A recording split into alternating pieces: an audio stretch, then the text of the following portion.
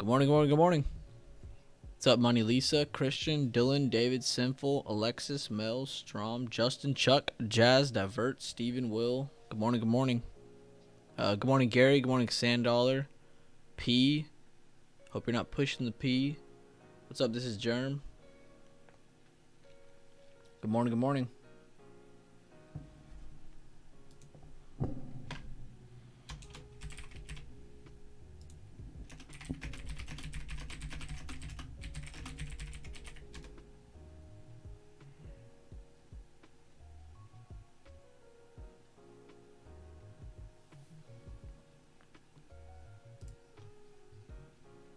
Good morning, Chris. Good morning, Javier. What's up, Kid 83?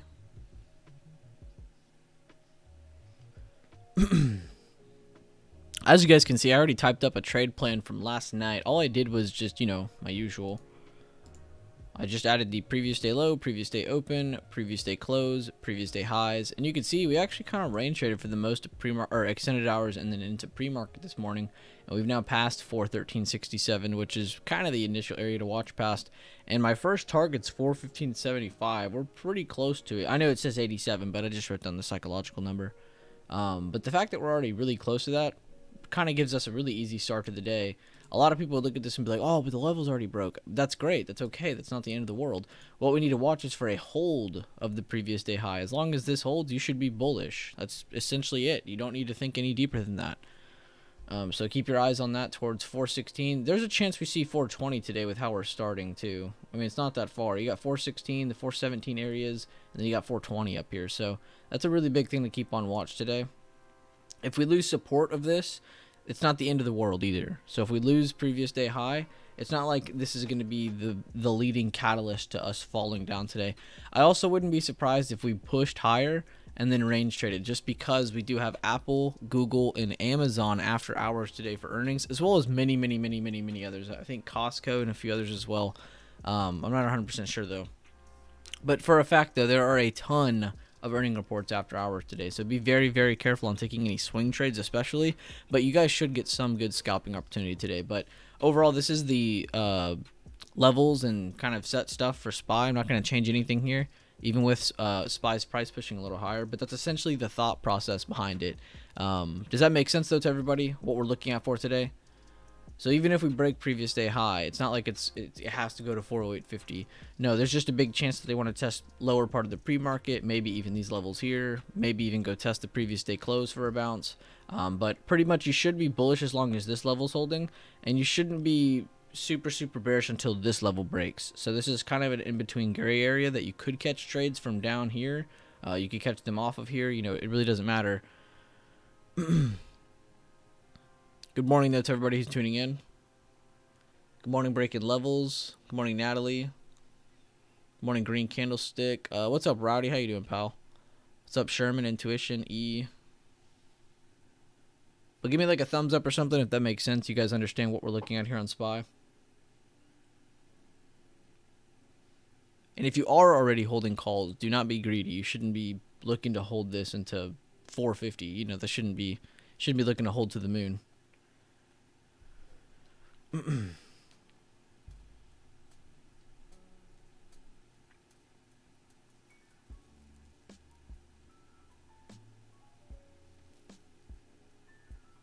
Alright, well, looks like a few of you said yes, you get it.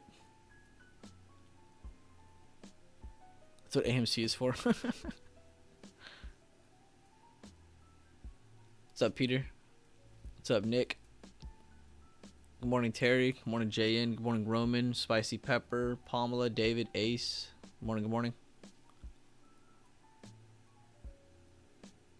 These watch lists help so much. My schedule hard and morning are rough. Staying disciplined.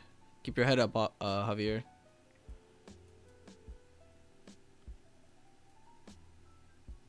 Holding puts losing.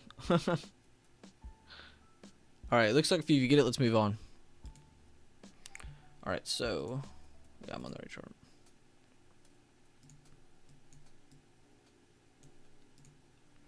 Previous day high. I'm just going to grab the combination of the wick and the meat. Previous day close basically marked at 145. No need to change that. So basically, if Apple, as long as Apple holds 147, they should continue higher. Wouldn't be surprised if they go up and smack this first and then maybe pull down for a little bit of a reset and then a continuation. So there's a few things we can look at here for Apple. But it looks like as long as they hold the 146s, they look like they should continue higher. Oh, wait. Previous day open, previous day low. All right, now we're done. Microsoft. So meat of the previous day high, wick of the previous day high. So it looks like as long as they hold this general vicinity here, pre-market low, previous day close, previous day open. I'm not even gonna add the loads so far down there. Amazon, okay, this isn't a bad one.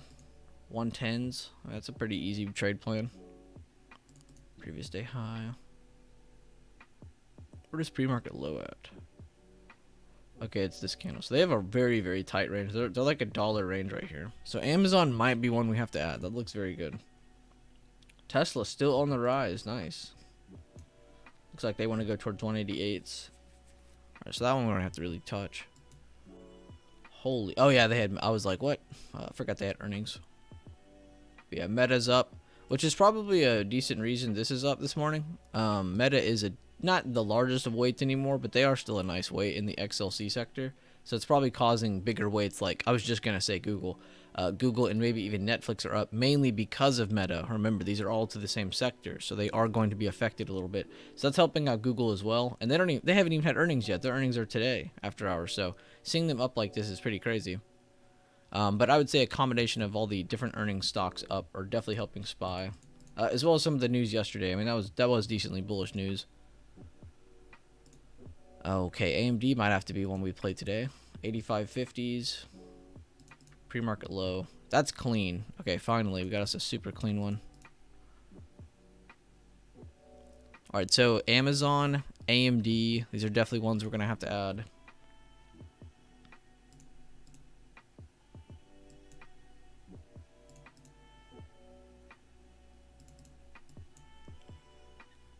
Nvidia, we could look under 206.30s or above the previous day high. So Amazon, AMD, Nvidia, I'm liking those the most.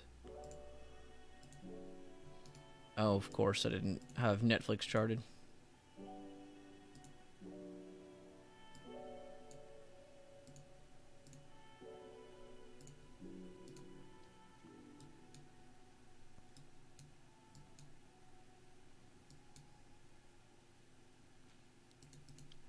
Hold up, I'm just fixing this chart because it's clearly not ready. Zoom this out. Let's get a couple halfway points. And be sure to check out the latest video on the channel. Yesterday I uploaded one at 3 p.m. Central Standard Time, and that covered Apple. Essentially the exact same video that we did on SPY, but for Apple. And we have another one going up live on Sunday at 3 p.m. that covers Tesla. Be sure to drop comments on the latest video to let me know what tickers you want to see on future videos.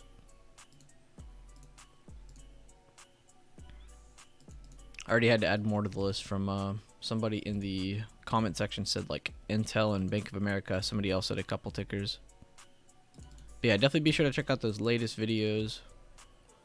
Even on my day off, I went and I tried to record a couple videos. But yeah, I was a little under the weather yesterday. I'm fine though. Yesterday was like a fever dream to me. We're fine though. I don't need to keep going that high. I don't know why I'm still going. There we go. They essentially just need to hold this area. As long as they do that, they should be bullish. And previous day close. Alright, so let's go back through these. I think Amazon was definitely one of my favorites. Mainly because it is up, but it's not impossible to see because it's in a sideways range. Amazon. Good morning, everybody who just tuned in. Sorry if I missed your name. Be sure to drop a like on the stream.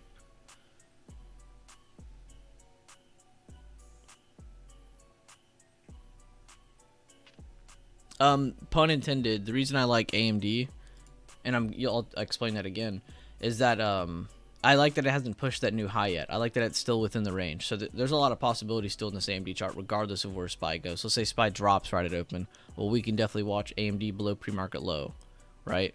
And let's say SPY continues higher, or Nvidia starts to break out, or just everything starts to move higher, right?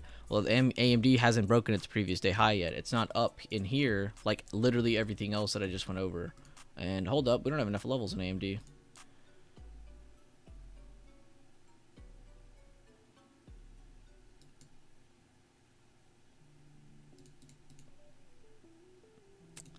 Oh, I'm on the weekly chart for AMD. Hold up. Okay, yeah. I was gonna say, where are all these levels at? Alright, but essentially it's still the same thing I said, though, is that it hasn't broken its previous day high. Literally every chart I've gone through is still pushing a new high, or has broken their previous day high. So they're already out of the range of their previous day, while you have AMD still in the range. So that's why it gives it a lot more potential, I guess you could say, if that makes sense.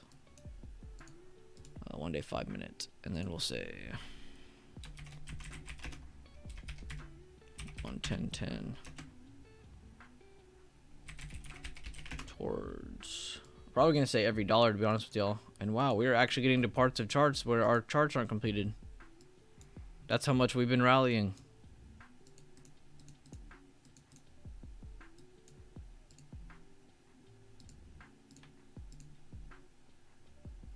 $111.40. I figured it was right above 111.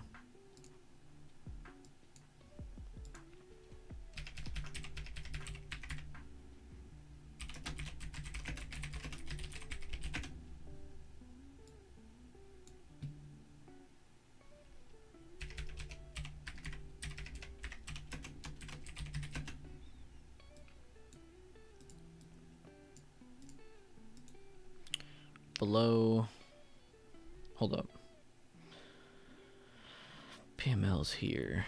I'm still gonna go with that 108.50. 108.50 towards 107/106. Below, where does previous day close? 105 towards 104.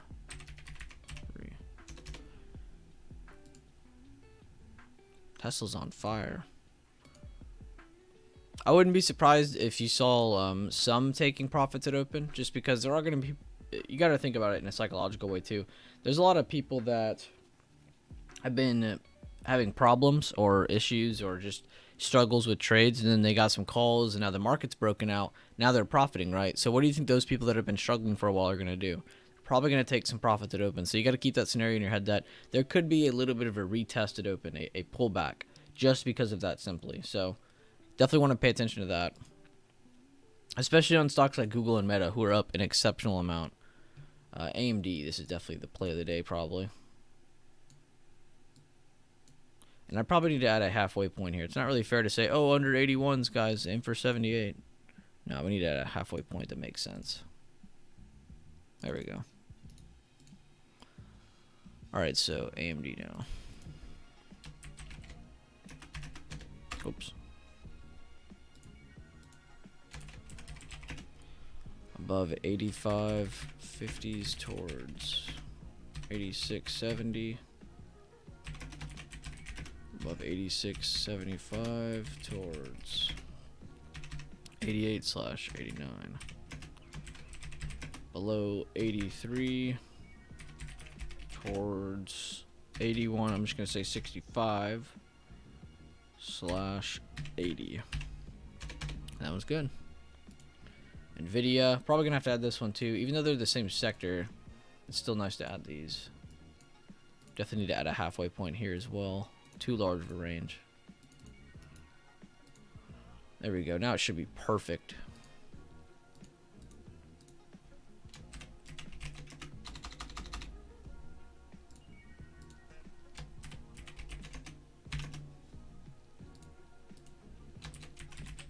Above 212s towards 213.80 slash.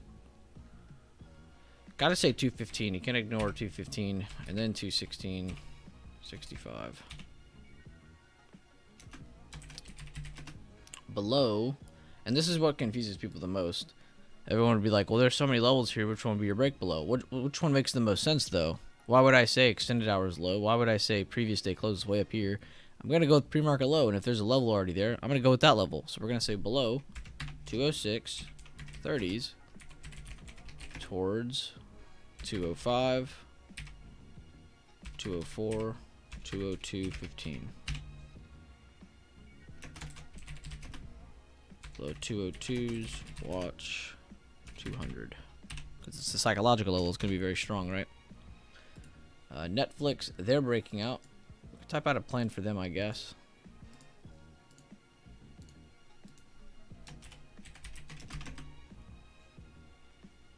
No, I do not use MACD or RSI. Though RSI does have some cool settings. If you... let's say... what was the setting? It was normally it's 70/20. If you change it to 80/30 or 80, I think maybe it's 80/20 for the settings, and then you change the distance or the length of the RSI to 4, it's a very strong short-term indicator for overbought, oversold. But in my opinion, you should be able to see an overbought or oversold stock without RSI. And I honestly don't like MACD because it's very late. MACD is one of the slowest indicators. And people are always like, oh, look, it's curling. It's like, yeah, but that could mean it's just retesting. And the next thing you know, you're watching a higher high happen over the next 2 days. And you're like, what the heck? MACD was crossing. Like, okay, but it's a really slow indicator. So I really don't like MACD. But RSI is not the worst. Good morning, Big Lou. Tesla is FOMO AF. There is a lot of... To be fair, we did have some bullish news, though, out of the market, as well as earnings. So it's not like it's, you know, like uncaused for. Like they're not allowed to move higher. Hey, Billy, when you use your fib to get the 50% price line to fill the gap, do you ever use the fib again to fill the gap in between the gap? Yes, I do, Uriel. You'll actually see that in the video on Sunday for Tesla. That's actually exactly how I do it. But then I did answer your question. Okay, cool. Meta def should be profit taking. Yeah, I mean, I would think so. There is no magic indicator 100%. Morning, Carlos. Your Tesla average loving this FOMO. I love to see it, man. Good morning, Signal Trader. Very happy for you there, Rainbow. Great job. All right, so as long as... All right, let's actually mark it because I can't even... The ranges do us no justice. And hold up. Why are these still bold?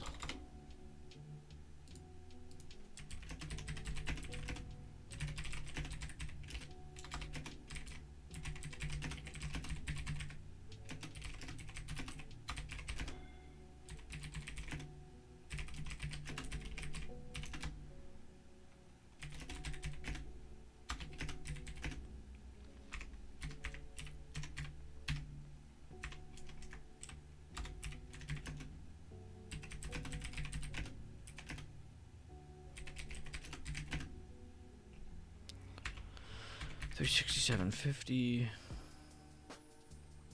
369, 370. 370 is 370 374. Below that range,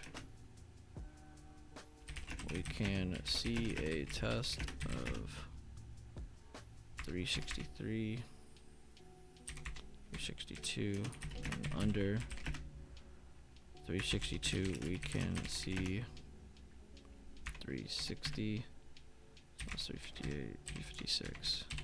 Alright, and that looks like that's today's list for the day. Let me send this out to everybody. If you guys have any questions, or you just have any comments or any other things you want us to look at, drop it down in the comment section. Let me send this out though. Let me get a screenshot of SPY.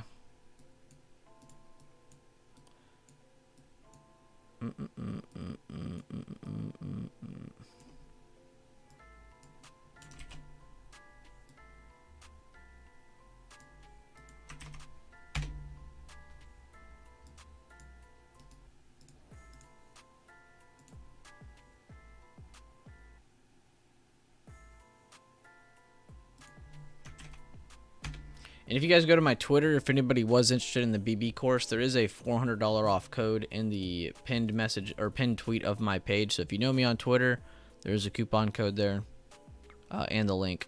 So I had a few of you asking as why I'm saying it right now. I'm not trying to like be that weirdo. Have a good day, Wag. Thanks for tuning in. Good morning, Wes.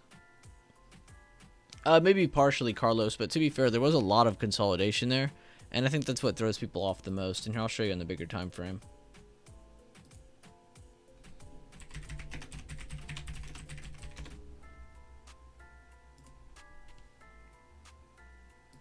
Sorry, I was replying. So we had a lot of consolidation down here, a little bit of a push. They got a retest, right? So we still have a lot of good support for buyers. Good push, little retest, and a good push. So we have a chance of going and smacking 420 before seeing a retest of 412s is kind of what I'm getting at. You can see each of these pushes we have. It is a good amount of movement, and then you get the retest. A good amount of movement, then you get the retest. Good amount of movement. So I could actually see us hitting 420 and then retesting in the most bullish case scenario. I think 420 is a good area to watch out for the next potential bigger rejection. So, and even when that happens, that doesn't really make us bearish. It just means we need to watch 412, the area that we just now broke above. Because you can see we were under it actually at close. So it wasn't like a set thing in stone yet.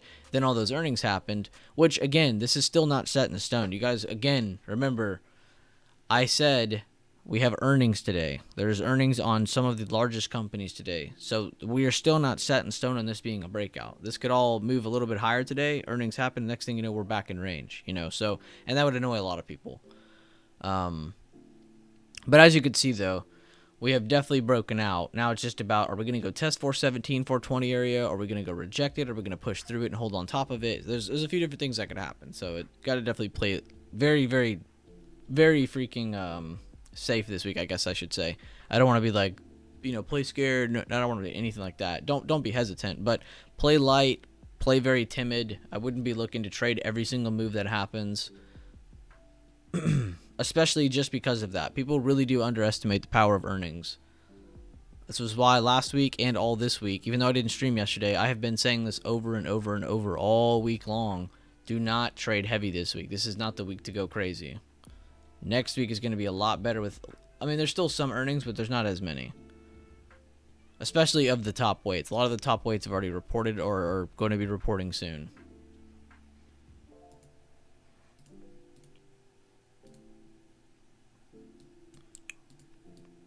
But yeah, I think I would like to see, scenario-wise, I would like to see some profit taking right before open or right at open. Pick me up, I'm scared. Good morning, boo-boo.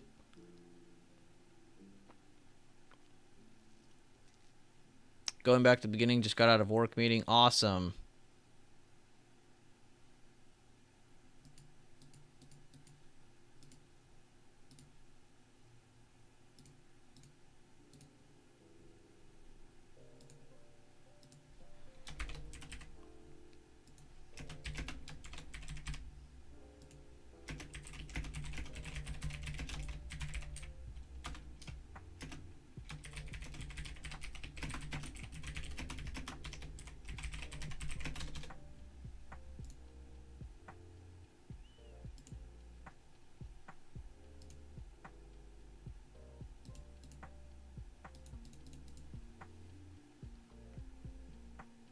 Morning, Mark. Good morning. Let's crush it. Hell yes.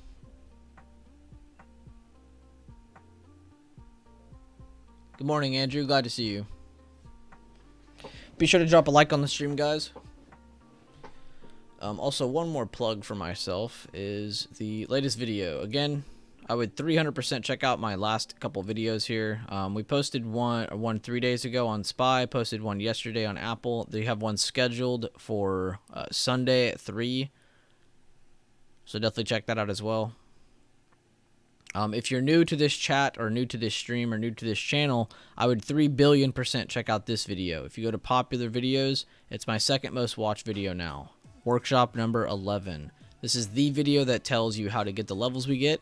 It tells you how to trade the levels that we have, how to navigate them, the certain types of entries that we limit ourselves to, and the staircase method, the method to help any account size grow with good methods, good passive methods, no revenge trading, nothing crazy like that. It's a very mature way of growing your accounts. I would definitely check out this video if you've not already.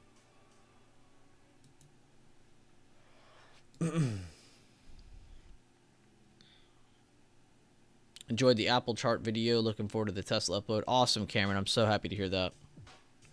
Good morning, Max, and always happy to see your name pop up. That video is the truth. Workshop of 11 is a game changer for sure. Appreciate you, Vanessa. Thank you. I hope others see it that way too, because that video I literally put my all into.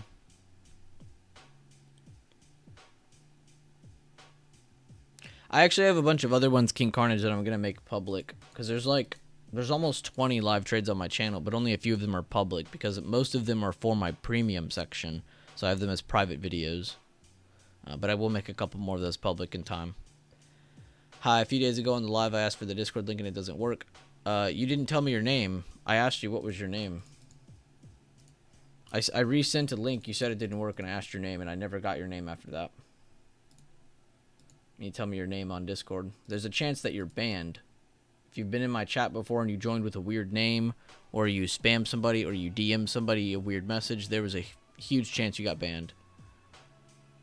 Becker? Alright, I'll look you up real quick.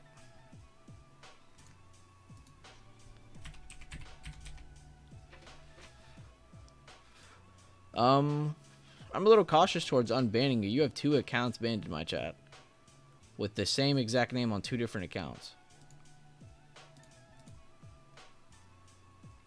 Someone put under ban reason suspicious or spam account.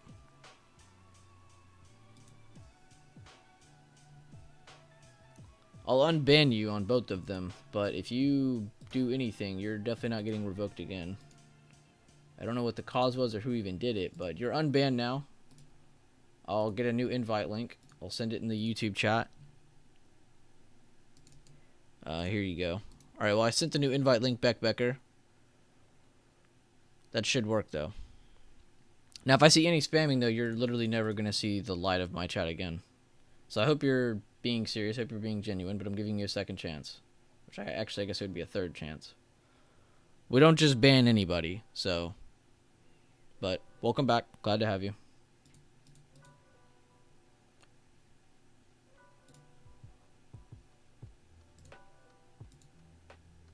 I see pun intended join as well. What's up?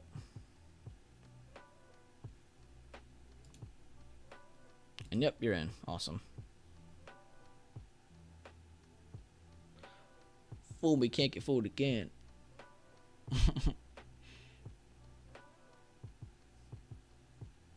I'm happy to be here again, though, guys. That was my first missed live stream in like a few months.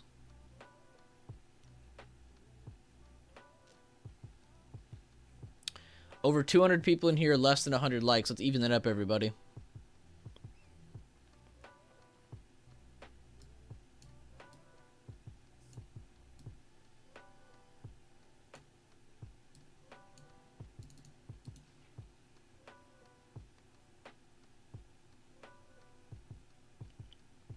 I should write a book for Workshop 11? What would I write?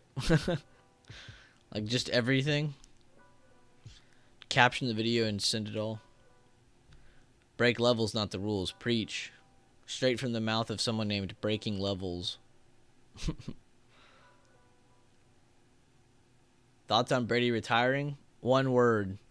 Finally. But I'm not convinced. Until that man misses the sign contract day, I don't believe that he's done. That man has come back from saying he's retiring 2 times already. So, is the 3rd time the charm? We'll have to see. But yeah, that is pretty crazy because he's definitely the greatest player to ever exist. Yeah, literally. Like, remember the 2nd time he said he was retiring? He literally, before the next season started, he was like, "Oh, I'm just kidding. I'm coming back." And the first time he came back, he was like, "I'm going to make sure Gronk comes back too."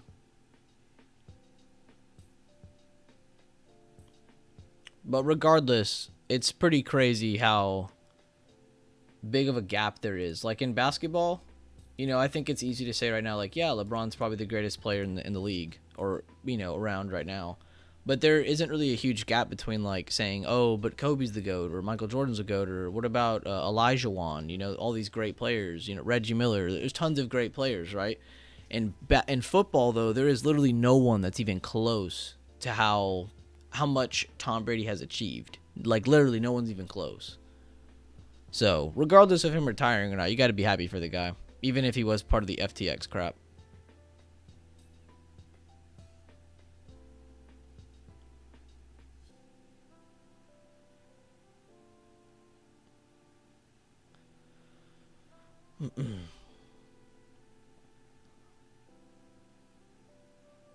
He may be Ferris Bueller, but he's a grown-up now and will punish you, preach.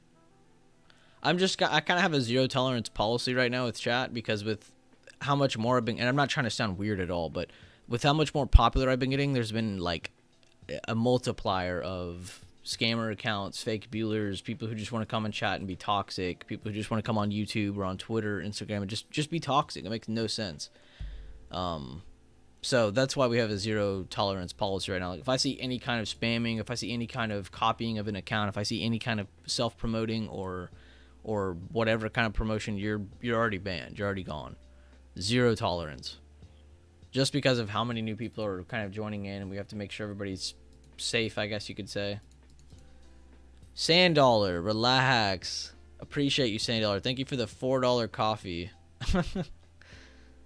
I still can't tell if that little emoji dude is holding a coffee or if he's holding a bunch of fruit punch in a mug.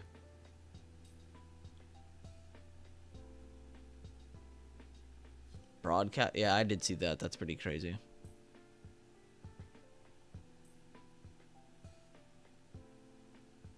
Yeah, literally King Carnage. Which, it's not fair to say, like, if, like, let's say Mahomes does get less than 3 Super Bowls. Like, okay, yeah, he has way less than Tom Brady, but that's still a really hard feat. I think people don't realize how hard of a feat that is. It's hard to get more than one, you know, especially in a short period of time. Mahomes is definitely a beast, though. But to be fair, there's a lot of really good quarterbacks in the league now. Like, I would say half of the teams have a really good quarterback now, which you couldn't say that a few years ago. A lot of the younger guys stepping up. That's $4 worth 3 ounces of liquid at Starbucks. It's Russian coffee. Oh, I appreciate you, Sandollar. Thank you for the dono.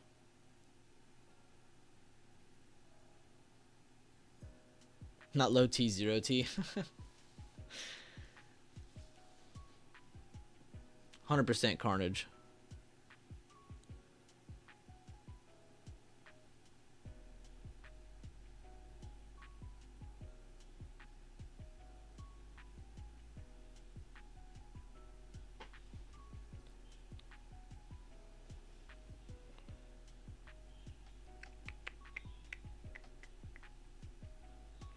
This is my real account here, but I have a fake account on Twitter and Discord because I was judged by fam or being interested in learning stocks/options, so I could. I wouldn't really see that as a spam account. I would just see that as a backup account. I wouldn't even call it a fake account, Vinny. I don't know if you shouldn't word it that way. You should say you have a backup account because you're not spamming or scamming or anything, so it's not a fake account. But it's nice to have a backup account in that scenario. That sucks, though, man. I'm sorry to hear that.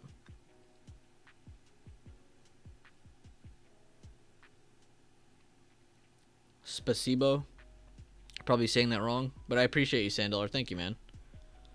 Be sure to tag me in some pictures. I call it my learning account. That's pretty good. Well, there you go. Keep that energy, though, Vinny. No matter what kind of support you get, who cares? You don't need support to grow, right? Now, it would be nice. I think we could all agree about that. But keep your spirits up, man.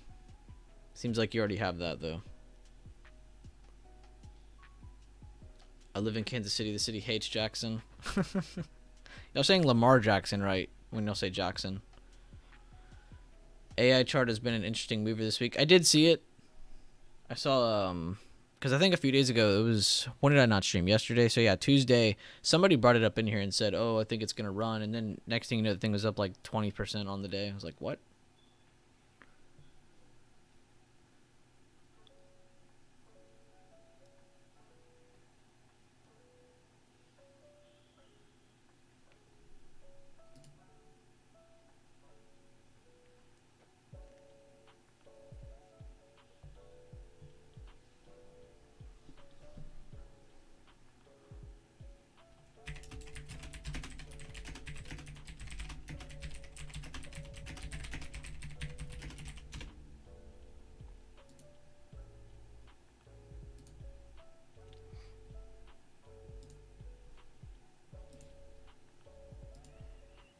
If you are in the server, though, and you're in the community and you have access, like you have a membership of any sort, check out the BB-Bot, Top Watches, and Bueller TA channel. All three have posted this morning.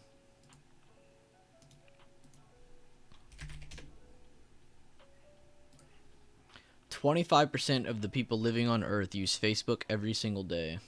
That's wild. That's a lot of people. Now, Apple's after the bell, yeah. There's a lot after the bell. You have Apple, Google, Goog, which is essentially the same thing, and then Amazon. You have three of some of the heaviest weights on the market. Man, if we had Microsoft today as well, that would be wild. But we don't. Pretty sure they already reported. Alright, guys, let's get Devin in here. Get my chart cleaned up. There we go. So a cool thing we could already technically do, because we did get a slowdown here, is you could already go from previous day high up to that, and you could use this as a short-term support. I'm gonna leave it there right for open just to test it. I don't normally do that because I don't like charting just the pre-market info in such a manner like that, but I wanted to test that out this morning. Triple whammy, exactly. Apple will determine it all. Apple, Google, Amazon. I mean, that's three heavyweights. 50% of those people are AI like Zuck. The picture of him standing in front of that like counter or whatever, and it's got like the Baby Ray's barbecue sauce behind it or whatever. That picture always makes me laugh so hard.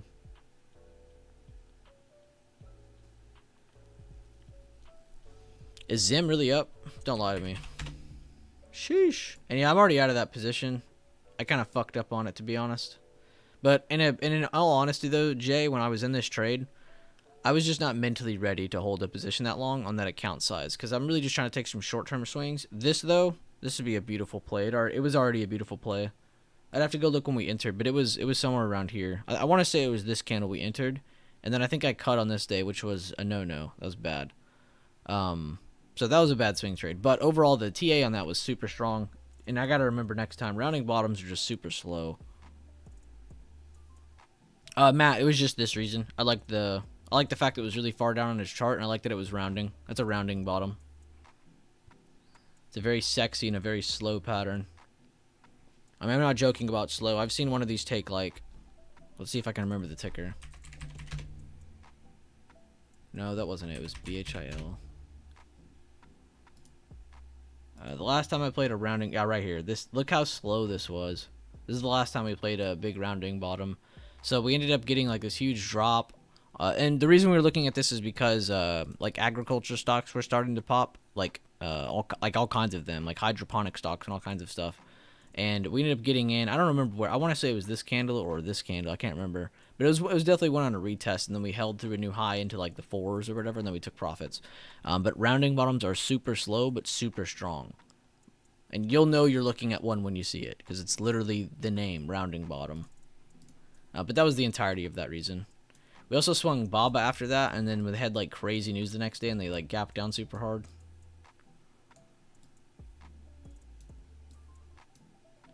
But yeah, I'll try to find another one for that. Because right now, people in my lifetime chat are watching me do a 1K swing account, which it's at like 1,134 or something like that. It's not really up a crazy amount yet, but we've only taken a few trades.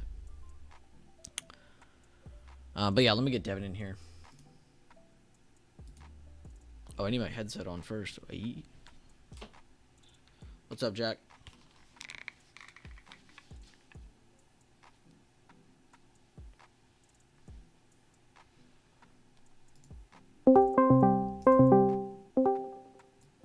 Yo.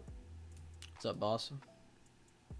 Ready for this market open? See if we're gonna get some follow through, some pullback. What kind of action we're gonna get today? Any particular tickers or levels you're watching today?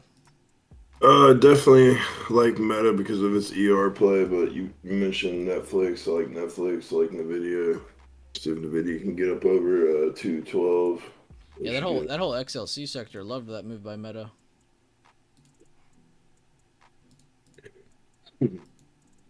Meta did just okay, you know what I mean, in an environment where everyone thought they were gonna do terrible, and that's the result you get.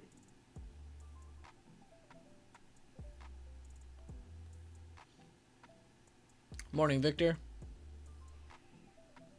Money Lisa said, "Say good morning." Good morning, everybody in the stream. Money Lisa is such a Nazi for good mornings. Amazon coming out the gate strong. Morning, Belram. Balram.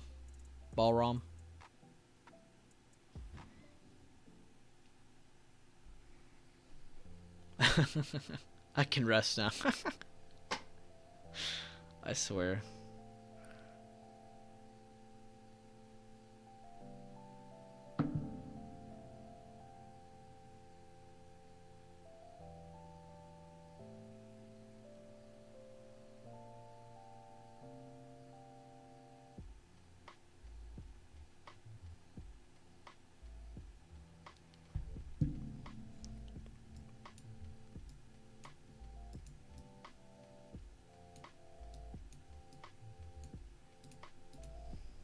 A little bit of a pullback from open. Nothing crazy yet, though. Isn't it all?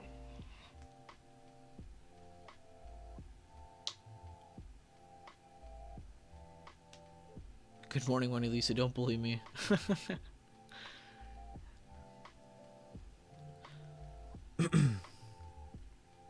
Again, just one more time, guys. We do have a new video on the channel that we put up yesterday, so be sure to check that out if you have not already. I'd also go through the popular videos first if you really want to get through some of the videos on the channel. Check out the playlist, all that stuff. If you guys ever have any questions on where to start, just ask.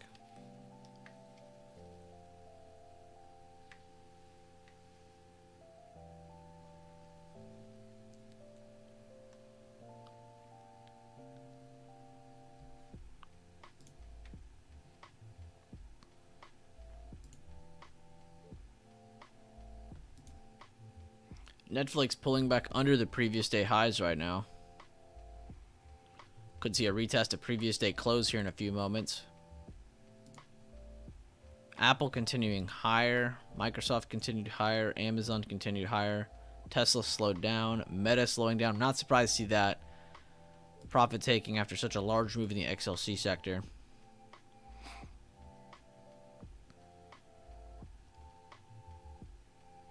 Nvidia looking like it wants to go smack through the previous day highs.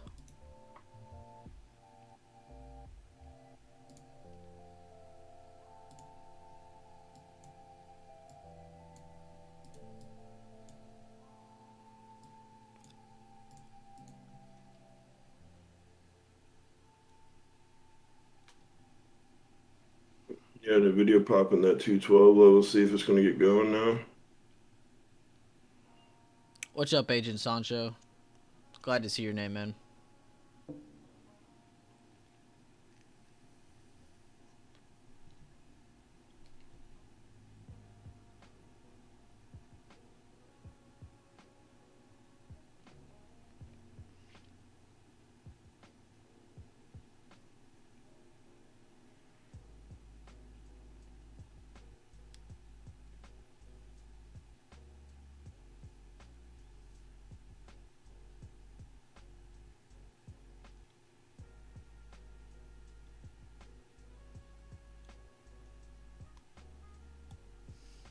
So far, barely came down to 414 and pushed back up.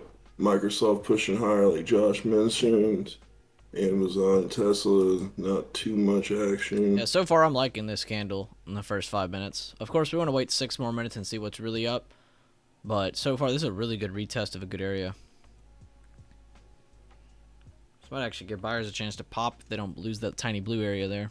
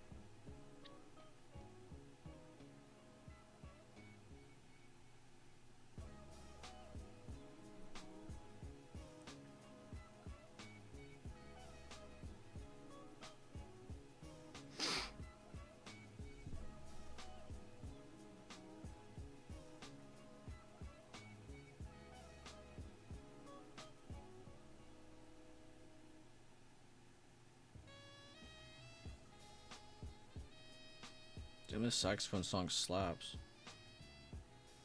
Listen to the Christmas playlist. It's not all Christmas. There's just a section of it that has it. Oh yeah, Sandella, I'm glad you said that. I was going to ask about that. I saw they gapped down. I was kind of hoping they would rally again today, to be honest with you. I'll show you my TA. So I have a... This is where we took... I guess I have to talk about it now. We took an entry here. I'll zoom in a little more. We took an entry here because we had a hanging man. And what I liked about it is that it kind of already hit a high. Hit another high. So it was a little bit of a double top. Not perfect, but it was really close to one. And then we had that gap down to the hanging man that had rising volume over the previous day. And that gave me a very, very strong confirmation to get some shorts. We ended up getting one for the swing account challenge. Next day we took profits. It was like 47% gains, but we bought a very expensive contract. So 47% on a, like, I think it was like almost $300. It was a very, very good contract, though. And then since then, they had a little bit of buy relief, so I wasn't surprised when you said you want to enter it again. I just really wanted to see it go, not fill the gap, but push up a little higher and then reject, and that would have been a really, really good entry, which, to be fair, it's really not over yet either. It's not like they've broken that new low. But essentially, if they break this area, they're going back to 100. So I'm still keeping my eyes on them for another entry. I just want to get a super passive entry just to kind of keep the examples going for people in chat. Microsoft catching a wick, coming back under pre-market high, but Tesla's coming back up to pre-market high. So opposite action on those tickers there. Nvidia's still holding at this pre-market high area. See if we can take out that 212.50 on the upside.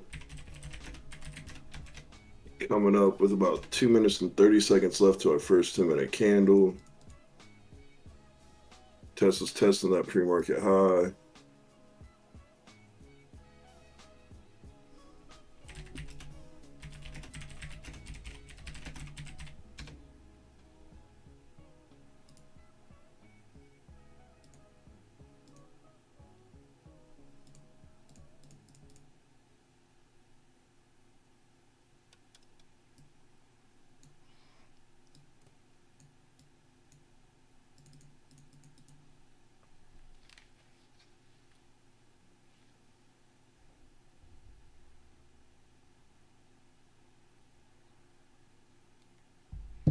Yeah, SPY pulling back to the previous day high.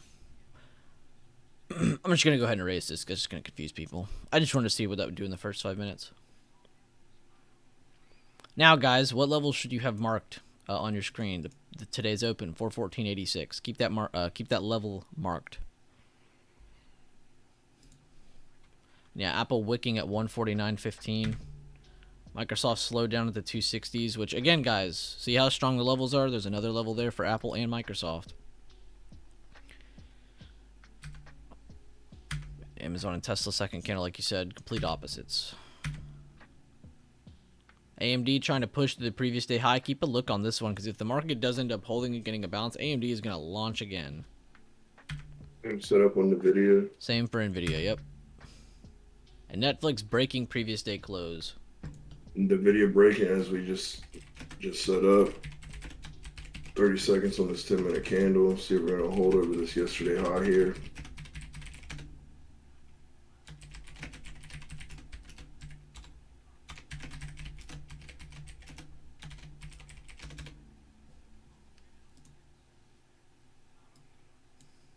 And The all I video typed, good.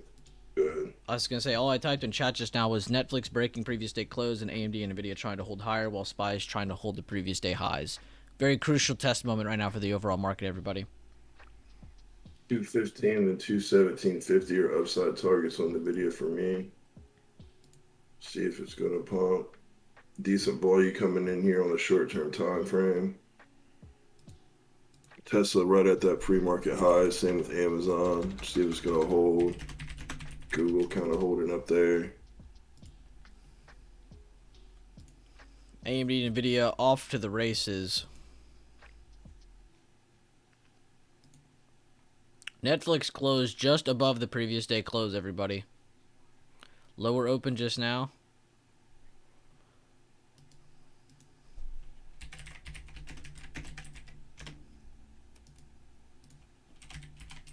All right, coming back up off 414.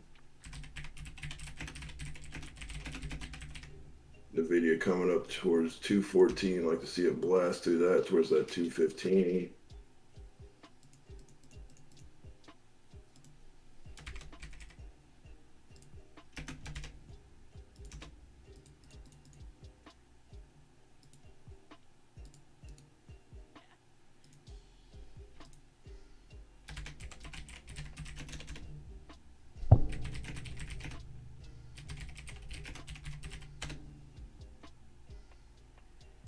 Two 14 hitting on the video. If you took an entry at the break of previous intraday high, good spot to start taking some profits as it approaches that 215.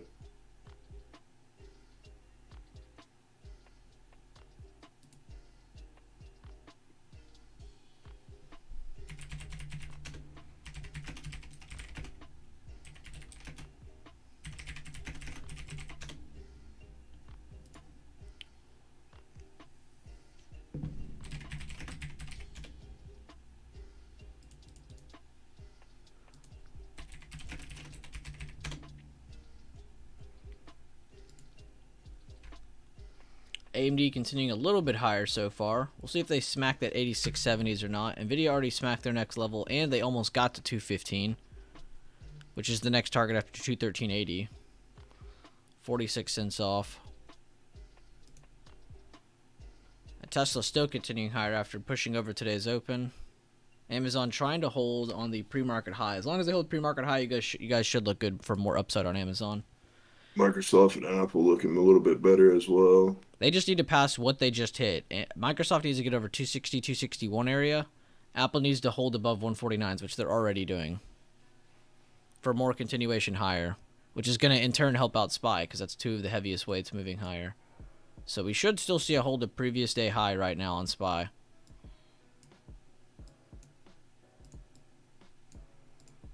We'll see though. I do see a lot of other sectors turning red. Majority of them were green just now, and most of them just went red. The only sectors green with good distance are real estate, comms, discretionary, and tech, which is really all that's needed. But if that's going to happen, a lot of them are hurting, that's going to hurt a lot of the green stocks moving up that are trying to hold SPY, which, remember, SPY is not just tech, SPY is not just discretionary, SPY is not just healthcare. It's a combination of all of these, so they do push and pull off each other.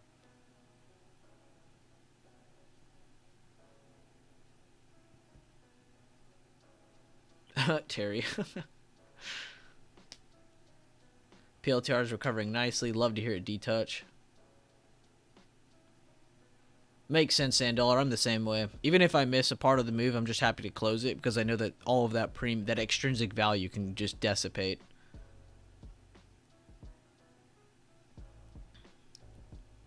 That's the passive way to think too, Sandollar. You never want to hold a position too long, especially when you know you're up and you already are past your parameters of where you should be taking profits.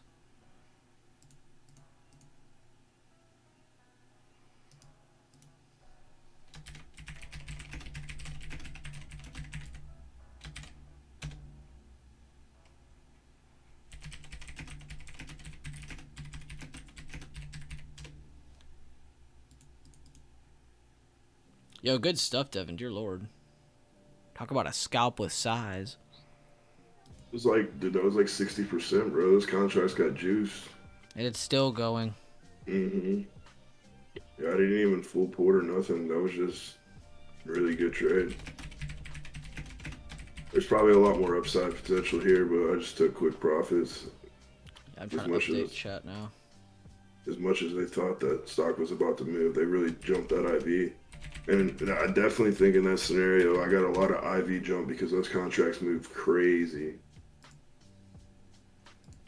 We barely, I mean, we moved on the chart, but not to get 60%. It was fast. But yep, Nvidia pushing higher towards that 215, over 215, 217.50 could happen. Netflix moved lower.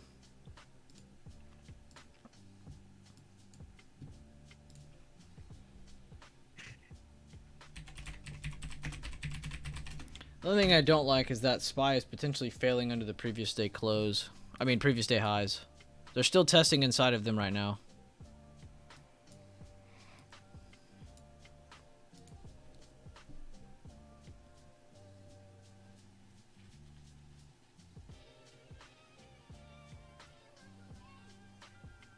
Nvidia 7 cents off 215 target with decent volume. Pops that, could go to 217, but the rest of the market's not moving too much. So just be careful. Microsoft, Amazon, Apple all having a hard time with them pre-market highs. XOM breaking yesterday low.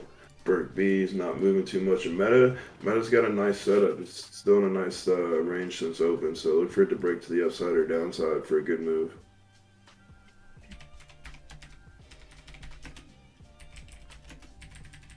Let's go, VKK. He just took profits on a Redfin play I called out a long time ago for 135%.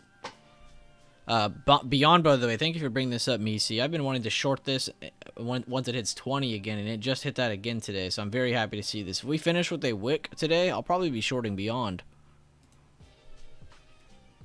Gonna be very sketchy, though, with all the earnings happening today. And yeah, Redfin kicking ass. I haven't checked that chart in a minute. Video hit 214.99 and set off 215. Tesla wicking down a little bit. Google pushing back up off pre-market high. Just need to see some of these other bigger stocks pick a direction. Good job on Nvidia, everybody. AMD wasn't as hot, but they did decent. And Netflix definitely helped out a little bit. Let's see if they can crack under 350 or 360s essentially. Watch Netflix under 360s. As long as they hold under this level here, you should see another pullback. Let's keep your eyes on Netflix. I need to keep my eyes on SPY. SPY's still trying to hold. This is a great sign. Also, guys, what kind of volume do we have in the first 15 minutes? From candle to candle to candle, what do we have? Lowering volumes. This does give buyers a chance of a good pop to the upside. If they can push over today's open, there's a good chance we see another breakout to the upside. If they fail here and they break through the previous day highs, we're going to be seeing a pullback. Microsoft getting back above those pre-market highs. Nvidia flying over 215 now.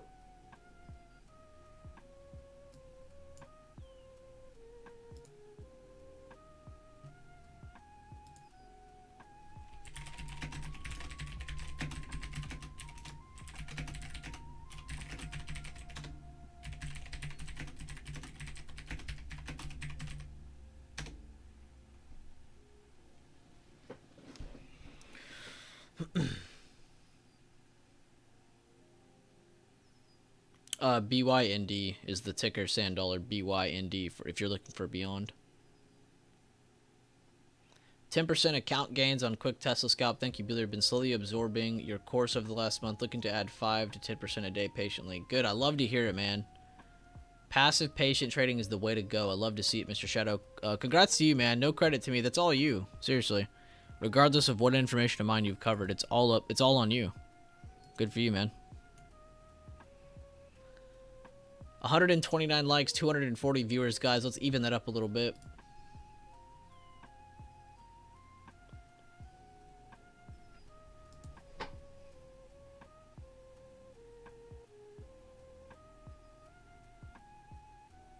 Microsoft and Apple coming back up just a little bit. See if they can get it going. Need to break those previous levels. Google as well.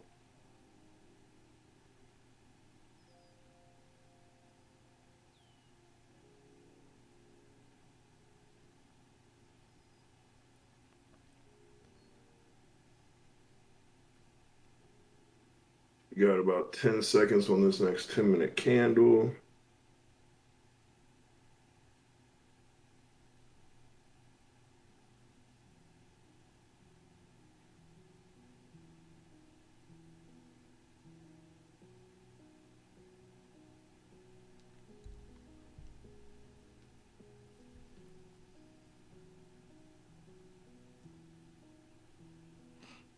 Appreciate you, Shadow.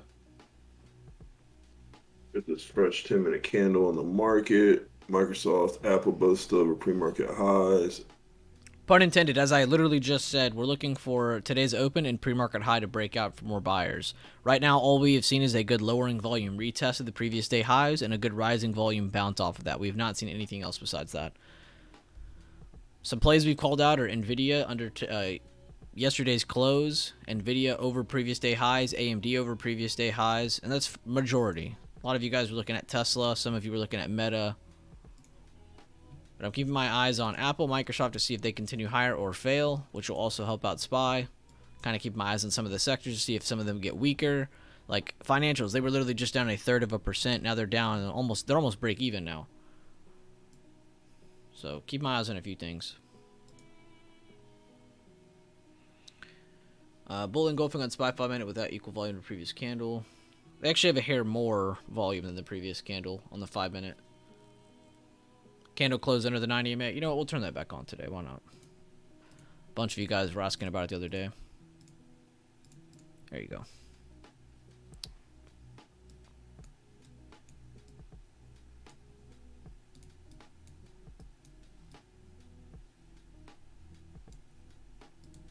Totally fine, Jack. I was just like, you know, I don't want you to think otherwise. That was actually a solid buy reaction. It just didn't get any fuel to pass anything. That's essentially why I said you have to watch over today's open or pre-market high. It's not just enter because it's a good green candle.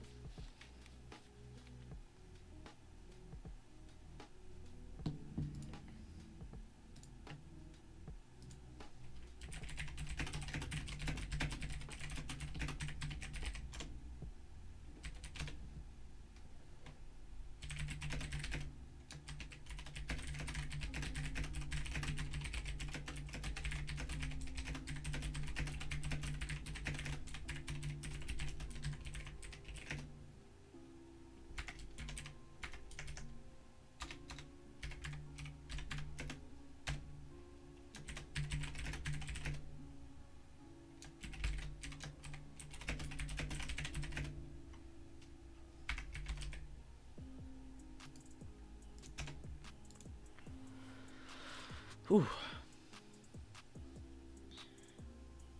He said it's a small account, Noxta. You're up 70% on Zim open today. To all you Bueller and Devin, I wouldn't have known about it if y'all didn't talk about it on stream on Monday. Appreciate you, man. And yeah, I'm glad to hear you did better on the play than I did.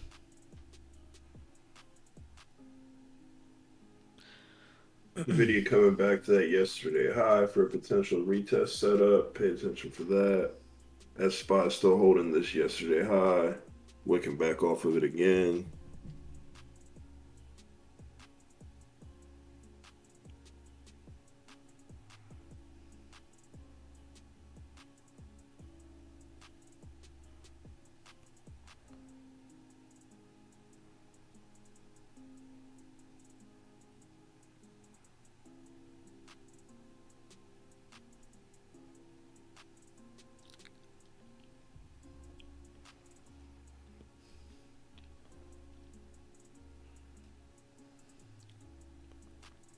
Pun intended, I can't tell if you're messing with me. I'm not trying to be rude, but what did you think we just called out on NVIDIA?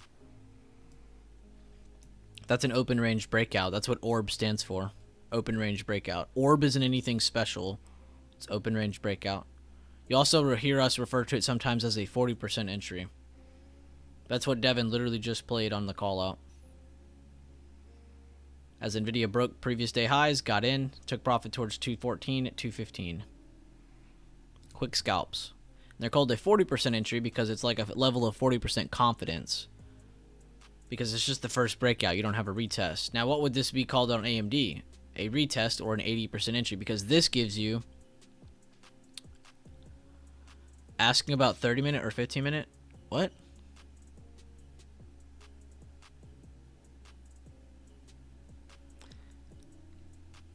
I don't know what you mean by that, man. I'm on the 5-minute. That's coming back up after that retest of opening price. Netflix XOM. still fighting previous day close. XOM just be getting hammered down at 112.20.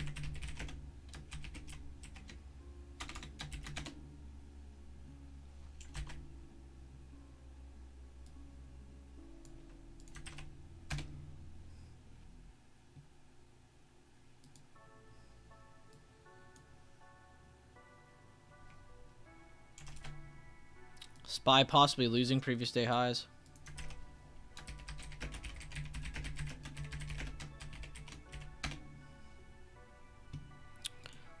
Yeah, Apple's breaking 90 MA. Microsoft's still testing on top of it, but broke today's open. So be very careful, guys. If Apple and Microsoft pull back, we will be seeing a pullback on SPY.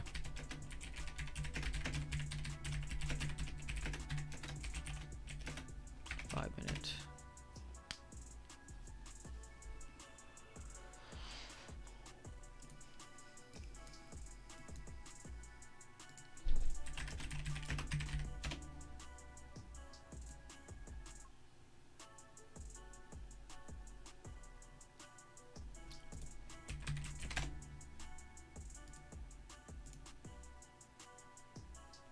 Yeah, inverse head and shoulder, cup and handle. I see both. You guys are both correct.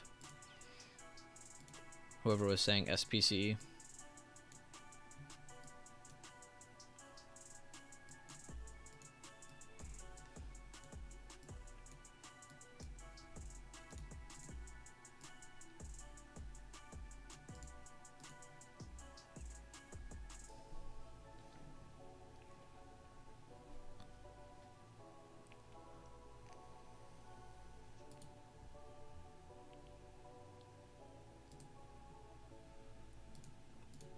%80 entry on Netflix looks really good, everybody. What you're looking for now is a break of 360s. 359.90s to be exact. So if you're looking for a retest play, I kind of like this. Stop loss at previous day close. Nvidia possibly giving up their rally. We'll see if this is a lower high or just a retest. AMD still holding as well in the previous day highs. Not a bad sign.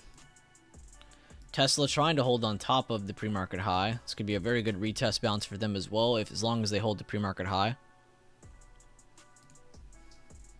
Amazon losing support.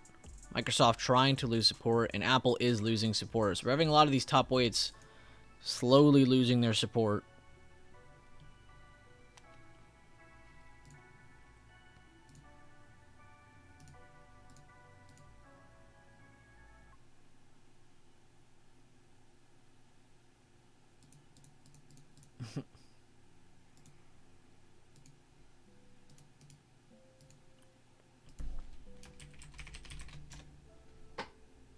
Still just waiting on SPY to pick a direction.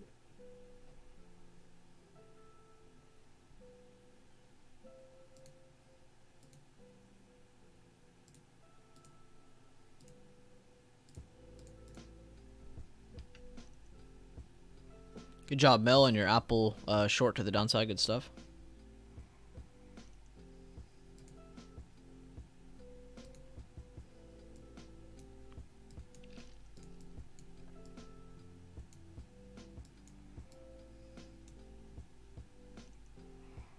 Good stuff, Rambo. Which makes your average, not as, I guess, dangerous now. Yeah, you said it was in the 120s. That's a beautiful average, by the way. But one big thing now is now that you've trimmed some of your profits, now essentially you've taken out some of the risk on the chart as well. So now you can hold with even more comfortability. So good job, Rambo. It's always a great feeling. See if we're gonna lose this yesterday high with volume here coming down a little bit. Starting to get some seller volume coming in. Apple losing this pre-market high. Microsoft, Amazon, Tesla coming down a little bit. Yeah, See what which are happens not here. helping SPY guys because they're top weights. And XOM's been getting hammered just at 112, so it's definitely Berk B coming down 309. Netflix breaking lower off Josh's mention. Bueller doesn't call out plays. You guys should be up a pretty nice percentage on Netflix if you entered from the retest entry. That new low essentially gives you a really good premium boost.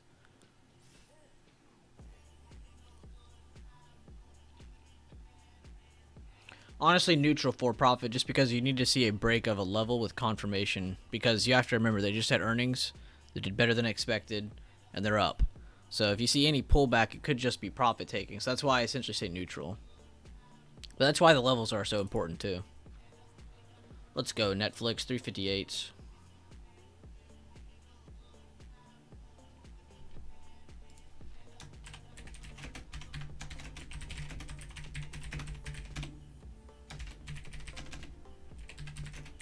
I'm telling people in the Discord chat to not be greedy on Netflix puts.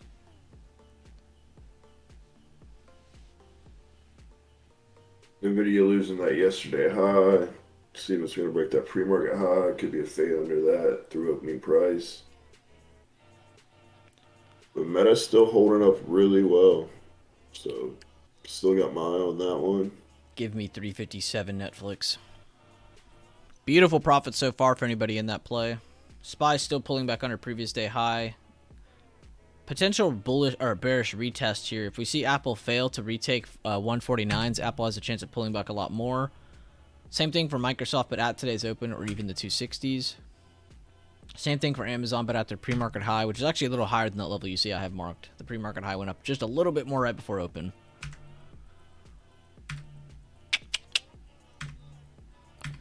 AMD, Nvidia, Google, and Meta all still holding. That could bring Netflix back up.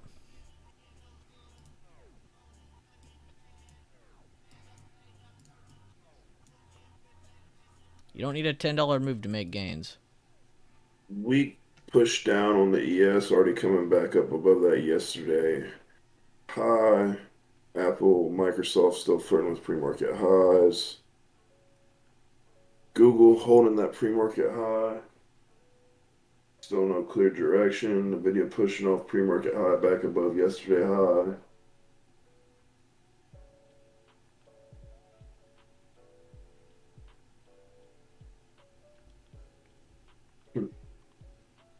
Good bounce off the previous day high so far on SPY. They haven't retaken anything, but still nice to see that reaction pop up.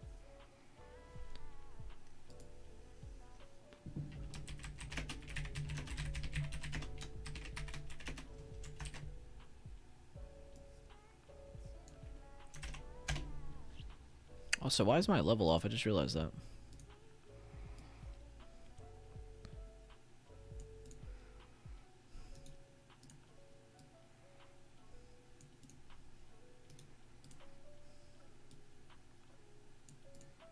There we go. I was trying to go from the meat and the wick before I get both.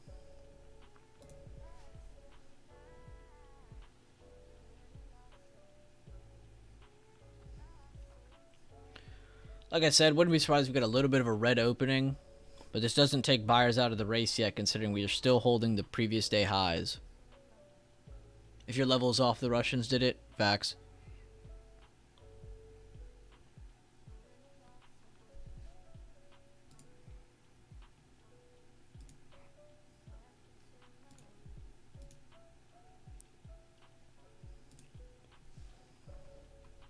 AMD, good bounce. They seem to have held that level very, very well. Good job if anybody's been just eyeballing AMD the whole morning. I'm doing my best to switch through them, but AMD held their previous day highs to the cent.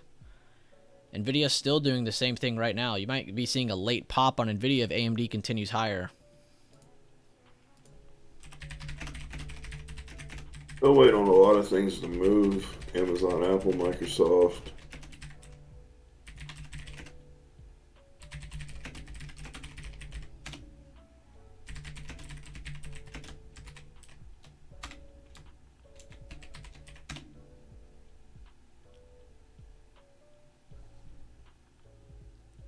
Let me check it for you, Vincent. I don't have all my levels ready for the Roblox chart, so bear with me.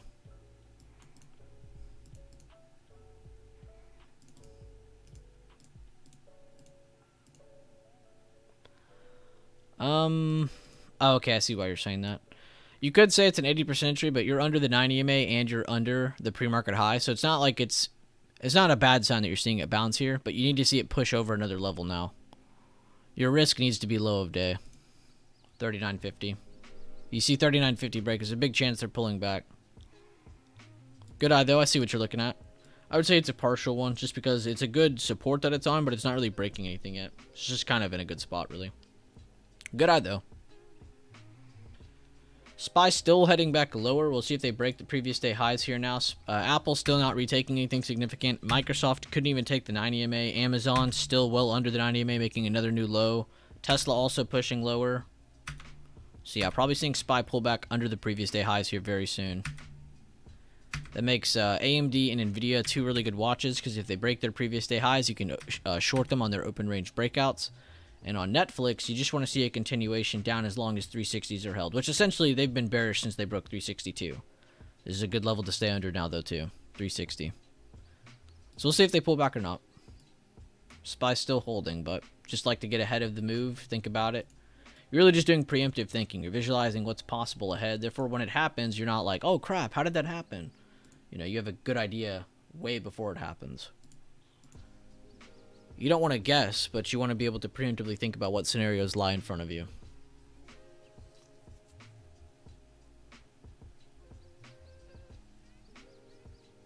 Sherman. Yeah, I was like, why is my level off? I must have misclicked it when I was doing it quick. AMD 25% off the 80% entry, all out. Love this system. Good job, Deep. Beautiful job, man. That was all you.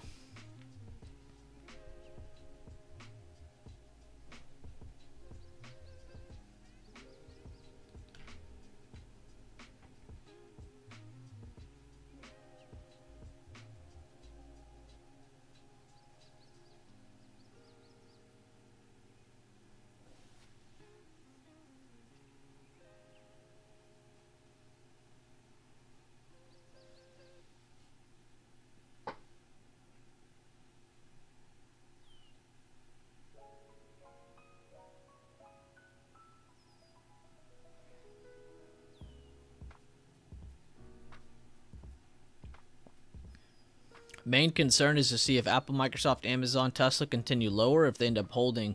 If they do, this actually will help out SPY try to hold their previous day highs. If not, we will be seeing a pullback, like I've already explained. Really just repeating myself. SPY trying to come down to daily low.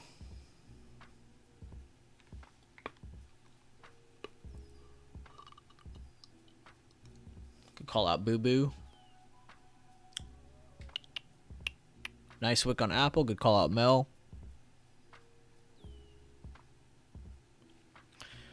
How's the stream going so far, everybody? What are you guys looking at? You guys looking at AMD, Nvidia, Netflix? Any of the top tech weights that might be moving SPY down or up? You guys watching SPY? What's everyone looking at? Give me an update from your side. Have you taken any trades? Have you just been spectating? Netflix slowly getting over 360 again. Look at Nvidia right now, watching Nvidia. Repeats itself, repeats itself, repeats itself. Looking at AMD. Good, good, good. Those all have really good potential. You just have to have the patience to watch them, the discipline to be able to navigate them.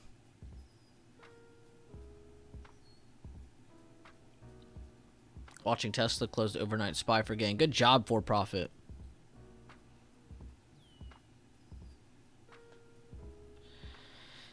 Yeah, we get a break of these 412.80s, and this is probably going to have an aggressive pullback to 412 in an instant.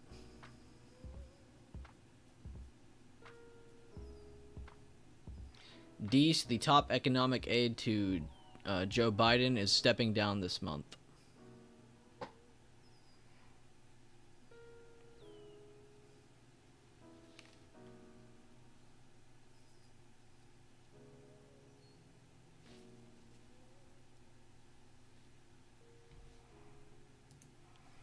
Apple pulling back a little bit more. Microsoft still under.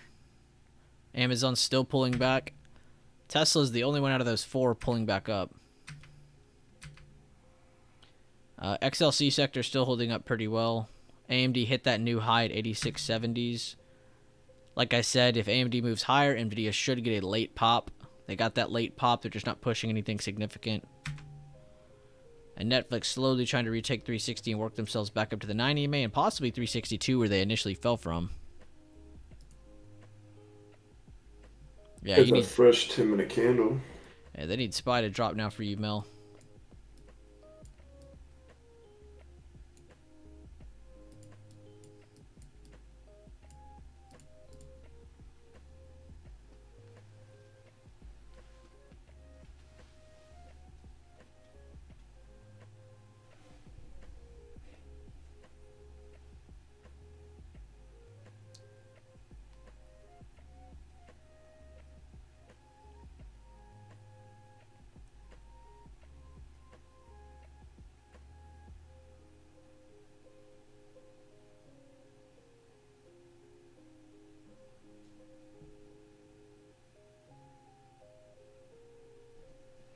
50% on SPY Poots here and watching the show now. Good job, Rambo. Round of applause.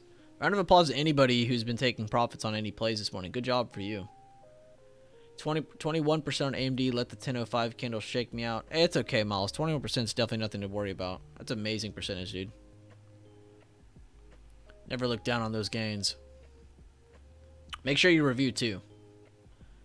Regardless of a win or a loss, you guys need to be reviewing. Why did I enter? Why did I exit? What was my plan? Was there any thought process I had in any part of this chart? SPY potentially losing previous day highs. It just touched under it for a second. We're getting the test.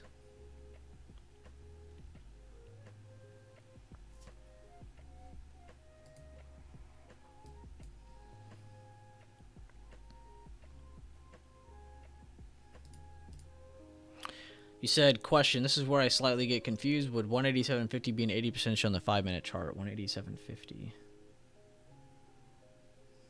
Oh, you're saying that test.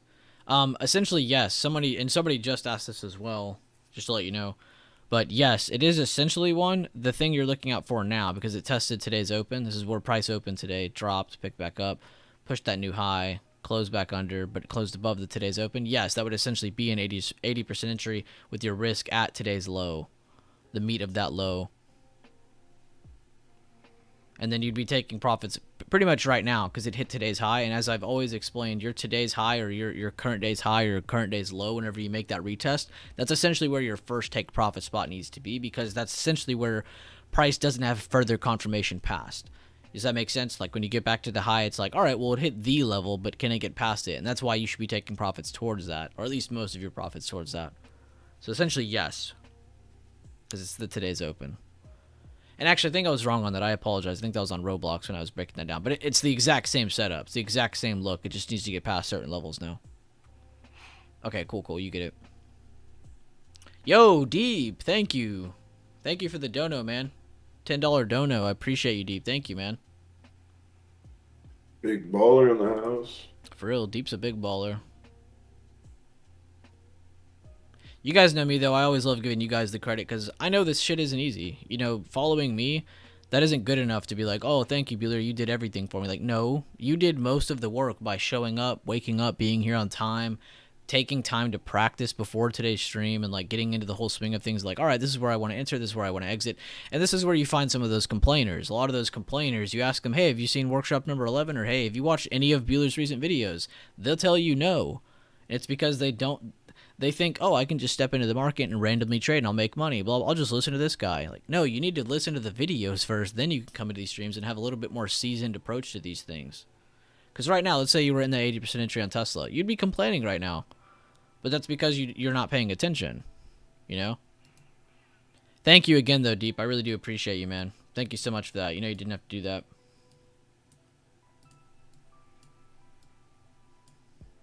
Cameron said we should get merch. Maybe down the road. We had shirts. I think we only have a few of them left now, though.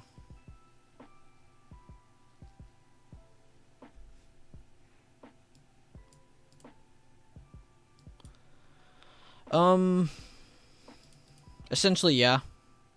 Greg Leach, he said, is square the same as the retest he just explained. Yes, it is essentially the same, but your risk is the same spot. Today's open, today's low. You know, you see a break under those, you should not be anywhere near in that trade anymore. But again, an 80% entry would throw some people off because you guys got to remember, you got to have that good retest, and you want to see that good pop.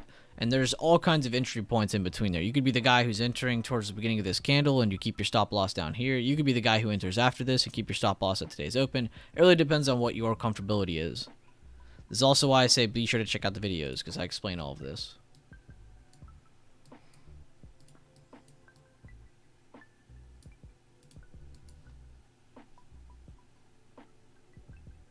Yep, SPY still holding previous day high. No close under.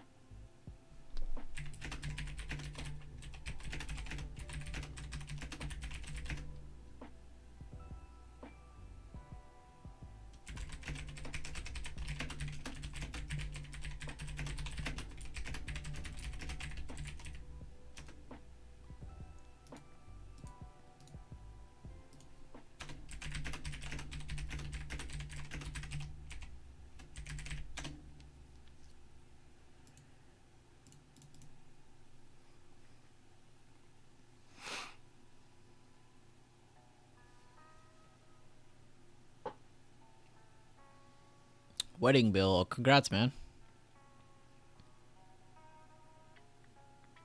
Hope you and your partner have a long, happy life. Lucid at first target. Great job, Mike. Do you read? If so, what are some of your favorite trading books? My favorite one by far is the Japanese Rice Trader Candlestick Trading Book. That by far opened my eyes to everything. It's crazy, too, because that book really put into perspective, like, did you guys know that most people who read charts don't know how to read candlesticks? And by most, I mean by over 50%. Don't know how to read candlesticks. The essential thing we use to track price. That one thing alone, you understanding how candlesticks work and where the power is in each candle, with volume, that essentially gives you such an advantage over most traders. It's very advantageous to understand how to read candlesticks. It's starting to come up a little bit. Here, I'll show you So the is book, boo-boo. Amazon, Apple, and Microsoft. Its SPY is coming back up towards opening price. See if Meta's going to get over 185. Nvidia's still holding up.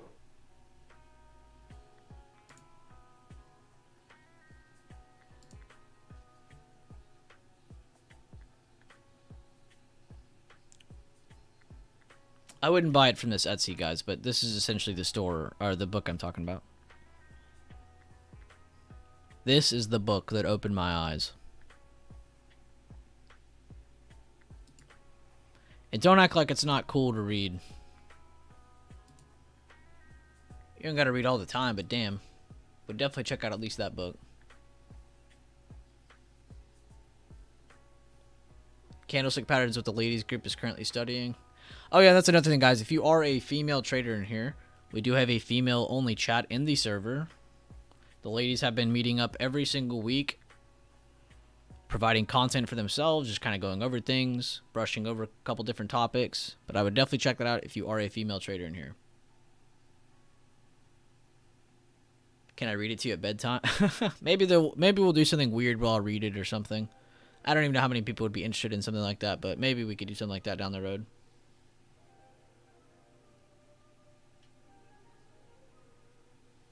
Yes, Vincent. Good job. Buy coming up towards that opening price, almost there. Meta getting over 185. Amazon back at pre-market high. Do you hear? Do Tesla, you hear Devin, uh, Coach? He's calling out stocks recovering. That's one thing helping out. Also, we never broke the previous day high, so it shouldn't amaze you that we're getting a big green candlestick. It makes sense. We never broke anything. Netflix is over its pre-market low. Nvidia is coming back up to that previous intraday high. That AMD's on Nvidia fire. AMD lagging play that Josh called out a little bit a while ago is working out.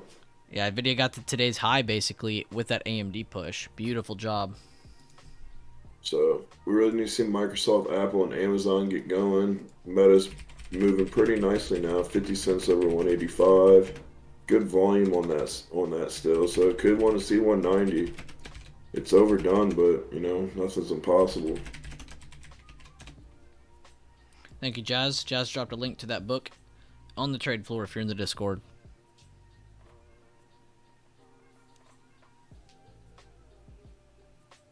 Bueller bedtime. Oh, with the book.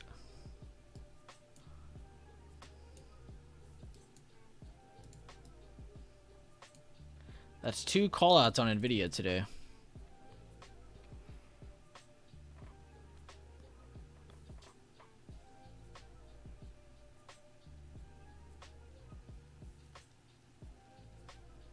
Is there a lot of pics in those Rice Trader books? I can only read pictures. There's a pretty good amount of pictures, but they're not as fun as looking at as like a little kid's book. Ow.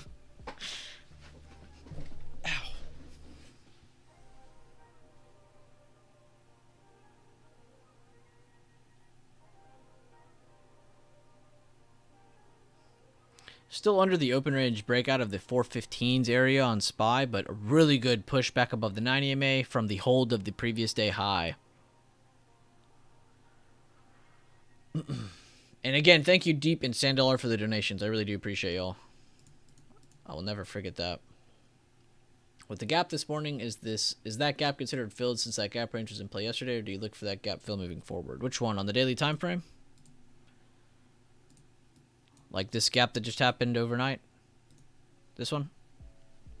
But it's flying 186.50 now. It's $1.50 over that 185. Pulling Google up with it as well. See if Netflix is going to get that yesterday high. Still waiting on the rest of the big guns to get some action though. If those start coming to the downside, it could definitely not be good for SPY. So we really have to watch Apple, Amazon, and Microsoft to see if they're going to at least hold up. But I'd like to see some upside action. Tom, I don't really know what you mean by is that gap considered filled since that gap was in play yesterday? If you're talking about that gap, that just happened overnight. That could not have been there yesterday. But 2, yes, that would be something I'm looking at moving forward. Like, let's say we get a continuation higher. Whatever happens. Let's say we go up and hit 420s. Let's say we get a pullback. I am definitely going to keep that in mind. I'm not going to just sit here and drool over it like it's the only thing on the chart. There's definitely a lot more going on here. But yes, I would definitely keep eyes on that moving forward.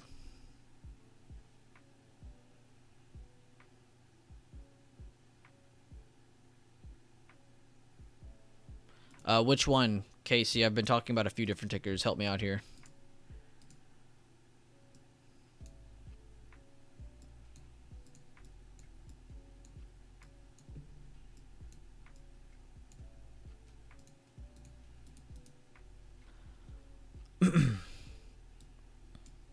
Could you have taken 80% entry there? Yes. But that's up to your comfortability levels. Some people don't like taking the first candle. Some people like to wait till there's a better confirmation. That's why you see me saying above 415s. Watch that. So far, yes, it could have been a good 80% entry. I'm not going to sit here and say I called it out, though, because I didn't. Meta just got another dollar going towards that 190. That's $2.70 over the 185 breakout. Be a good spot to start taking some profits.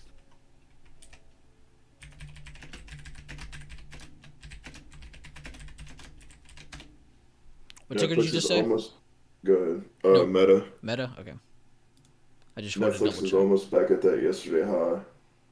Good call out. Nvidia's kicking ass. Yes, AMD, keep going. Pay my Yeah, people. it looks like it's about to try to help Nvidia to get that high. It's right there. Oh yeah, Nvidia's gonna definitely hit 215 again. Still just waiting on the same tickers, Microsoft, Amazon, and Apple. I really just don't like that they're not moving, so I'm just eyes on those. If those start leaking, you definitely want to, pay attention. No problem, Casey and Tom.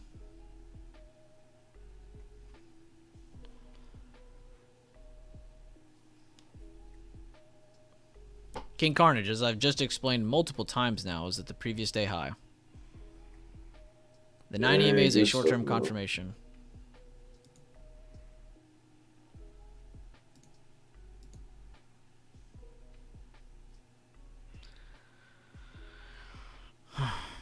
Man, what a morning so far. Alright, I'm just gonna go back to SPY. I know with that ER play, baby. ER plays this week.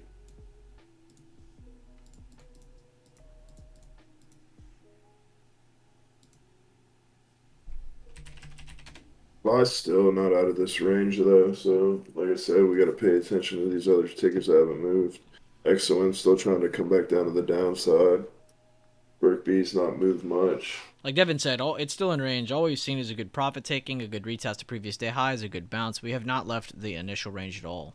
You've had an inside of the range retest, and that's it. Another dollar added on to Meta there, coming up to 188.40. And yeah, SPY will Slowing get down. slapped back down if they can't get back above 415s. That's essentially the thinking here.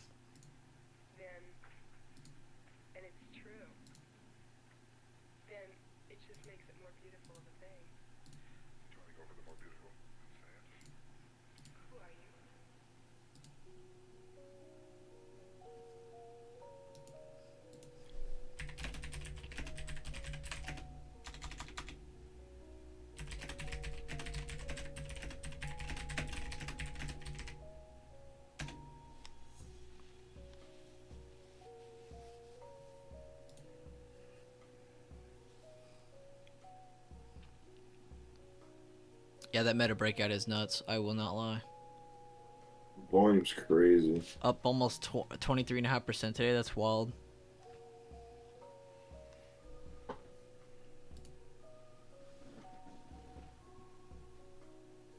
Buy testing that opening price and your pre-market high now. All it takes is Apple, Amazon, and Microsoft to join the party, and we're going. Tesla too. Netflix is right at that yesterday high.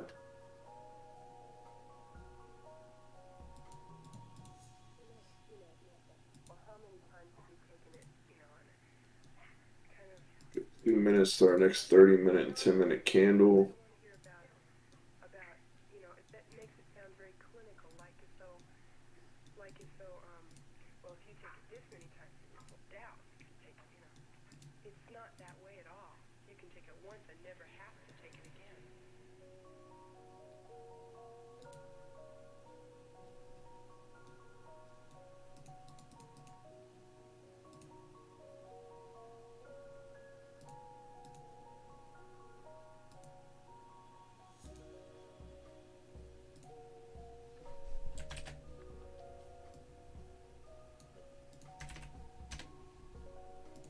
Meta hitting 189, a dollar off that 190 target. Looks like it's going to try to that 190. And SPY's coming up towards pre-market high. Microsoft, Apple, Amazon drifting up towards their pre-market highs. See if those can pop with volume.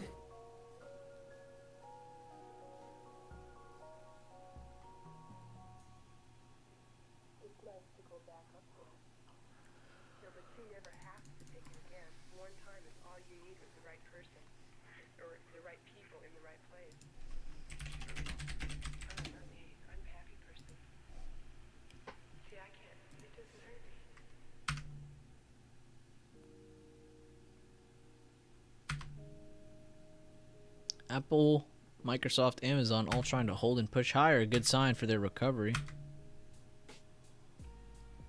Netflix retook that level they broke. That's a good sign by Netflix, showing some strength. AMD finally slowing down. Nvidia did not want that second pop. Well, third pop, I guess I should say. Netflix rejecting previous day highs. But they're now back in range. They're not really on their deathbed yet.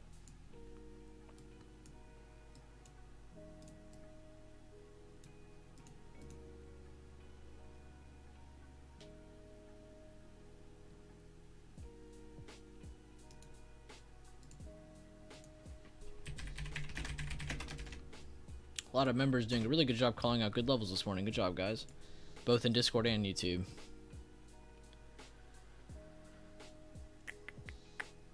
It sounds like you're playing music from one of those toy fairy boxes that you have to wind up with the spinning.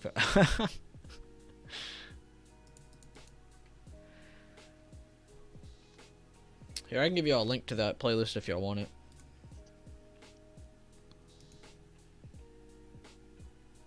Probably getting that pre-market high, popping, getting some volume coming in.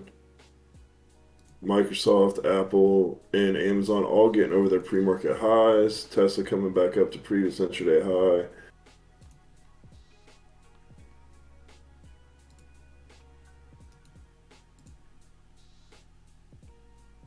Still a lot of time in this 5-minute candle, as well as the next 10-minute candle, and then the 30-minute candle just closed, and I bet you it's a doji.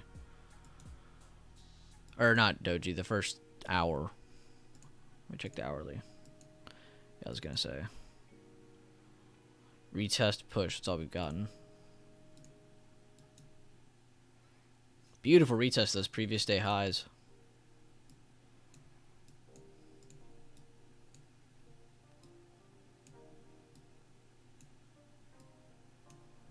Getting some good movement on SPY here. Nvidia's almost at that previous high.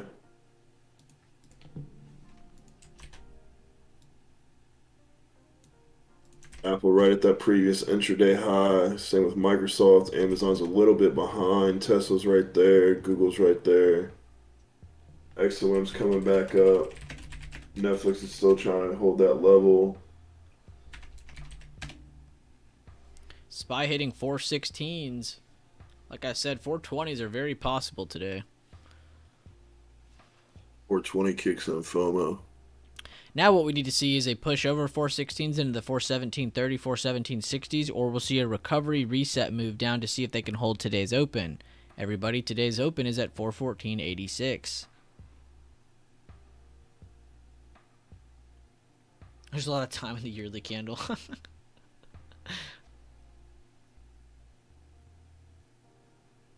25% on Nvidia. Beautiful job. Like I said, they're definitely going to hit 215. They have now done that again. Great job, anybody paying attention to my AMD or Nvidia mentions. I knew those were going to be bangers today.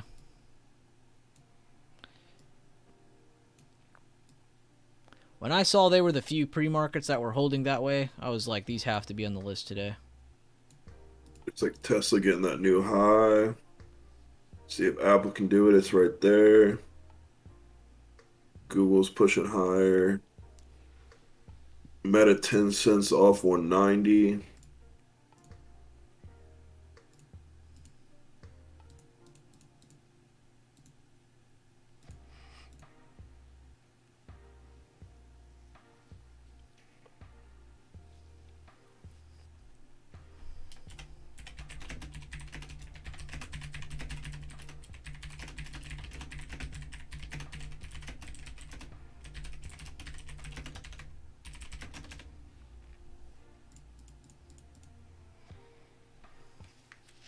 He just hit on Meta. Nice $5 move.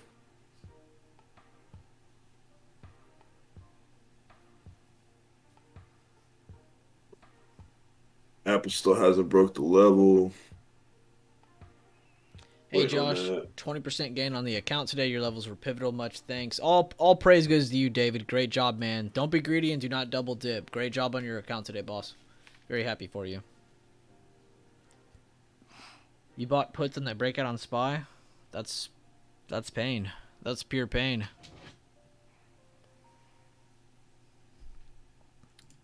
It's been a while, but I've definitely fat fingered as well.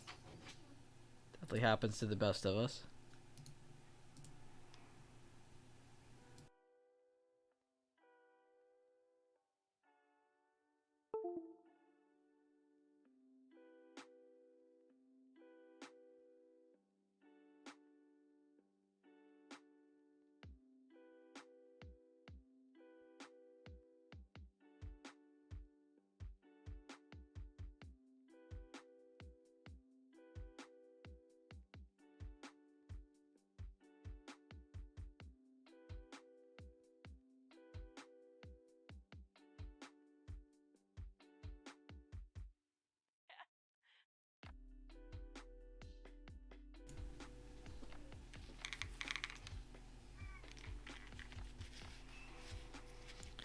Yes, Jose.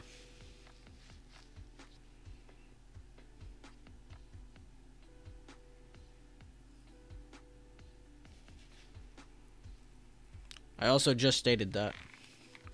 If you see any pullback, you want to look for today's open to hold.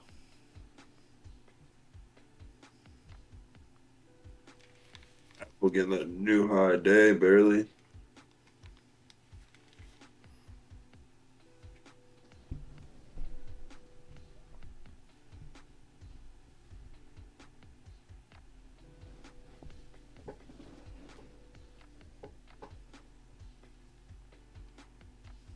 Good job, Devin, calling out the weights, making sure everything still moves higher. Because again, the weights are what makes up SPY. It's not some magical fairy out there saying where SPY's going. It's the weights telling us. That's slightly getting some increasing volume, but not too much. Got some decent amount of time left on the candle, so see if we can get a decent push over this previous high. Right now, it's just holding right there. Same with a couple of these other stocks that Microsoft, Amazon, and Apple. They moved up, but just not too much. So if they keep going, they could definitely keep pushing SPY. But if they reject, that's going to bring us back down for that retest Josh was talking about. On that breakout, too, that was the second most volume on the day. Yeah. It's definitely a magical fairy. Thank you, Nox, for keeping my spirits alive. Me and the fairy spirits. Josh is a fairy, you didn't know? I got tiny little wings and everything. All right, 192 getting hit on Tesla. Let's see, get going now. Amazon coming up a little bit. Microsoft's closer to that previous intraday high now, 60 cents off.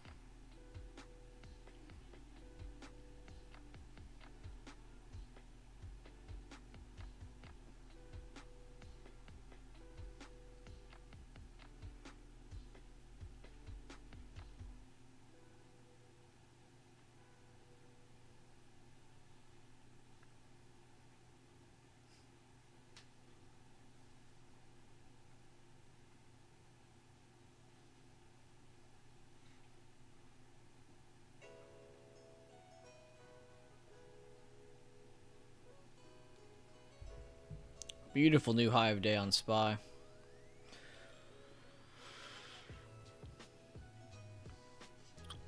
Between this area of 415.75 and 417.25, it's a little bit of a gray area, but still a very good area for buyers to completely take control now that they've gotten past today's open after a very solid retest, giving them the needed fuel to move higher.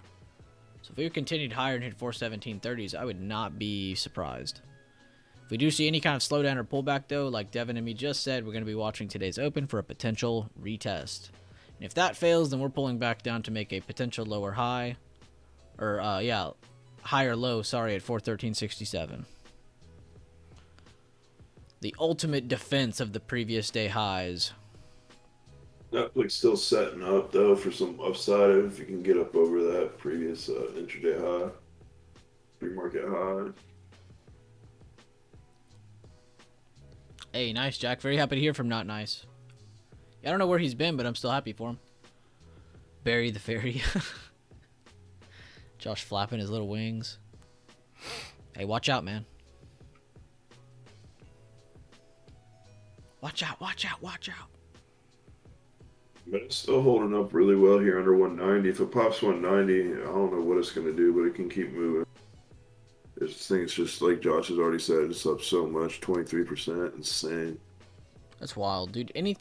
People got to think about numbers correctly. Like, if you see 20%, okay, what does that mean in y'all's heads? You know, 20% kind of just passes in one ear and out the other, right? 20% is essentially a fifth. So anytime something goes up a fifth of its total value, that should amaze you. And the fact it almost got to 25%, which would be a fourth, that should blow your mind. That's insane. That Zuckerberg never just made a happens. lot of money today.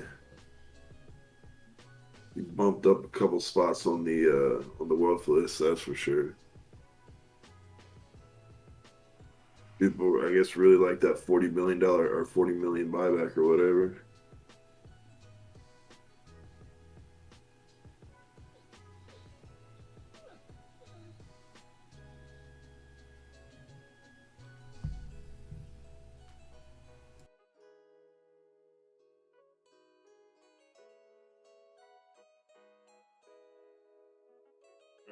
New candle, new high day. See how much we're gonna get here.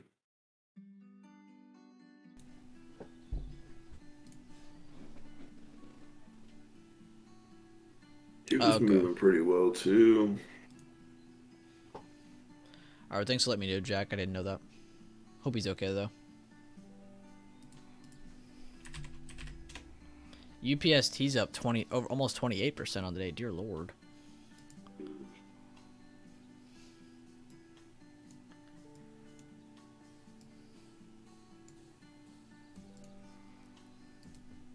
Yeah, it definitely seems like they're rotating back into growth and out of value.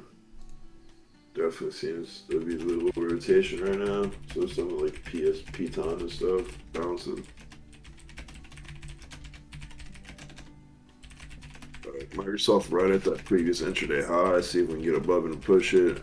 Apple's creeping a little bit higher. Same thing with Tesla.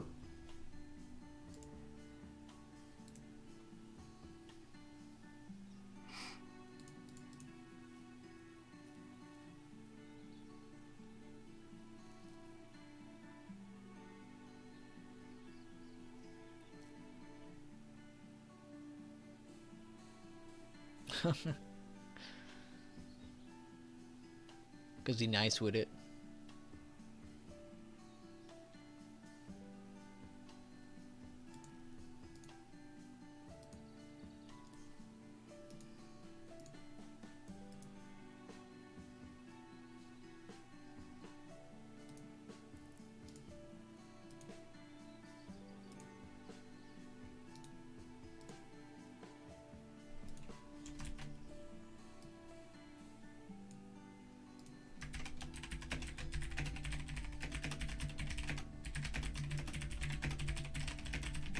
Looks like Meta's retested 190. See who's gonna pop that. Nvidia's right, still holding up right against its previous intraday high. SPY still trying to make new highs.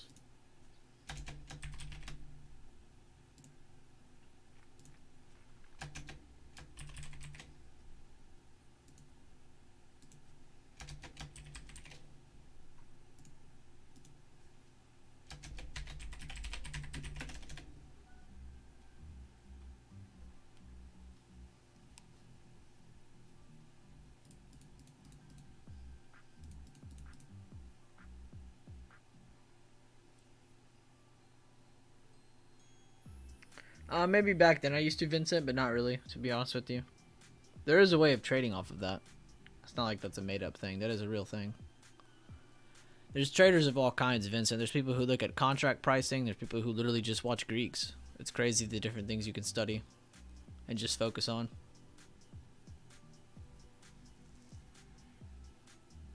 My name's Devin. Josh is Bueller. So Devin's the nerdy bicep. Josh is Bueller. He's the one that does most of the work on the course. Wait, who asked that? That's not me. Devin? What's that? Who asked that? Uh, Or said? how Miles worded his comment. Oh. Whatever, man. You can claim it. Billy Bob, that's a question for Devin. I don't do any funded accounts.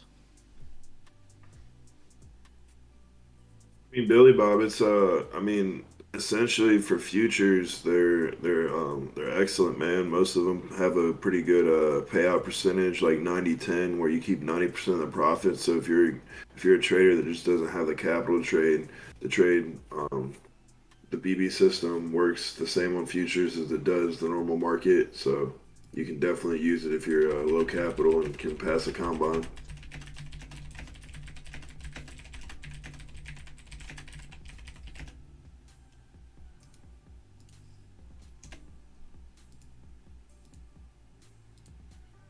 Overseas, funded forex traders is like a way more common thing. Like, it's normal to go to school over there to be a forex trader and get funded by somebody. So I don't know. I guess that culture might be coming to the United States a little bit more, which is not a bad thing.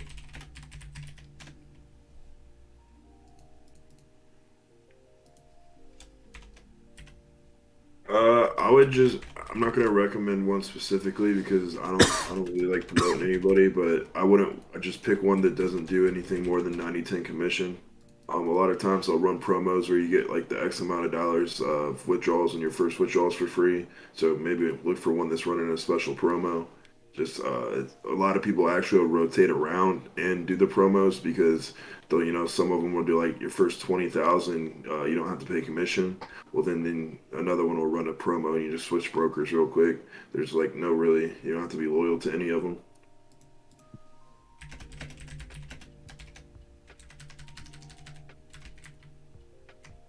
All of them are kind of different of what they consist of, but most of them are a 2 to 3 step process where you just have to follow risk parameters, not hit a max stop loss, and hit daily profit targets. And the profit targets are pretty easy. It's not hard if you know how to trade.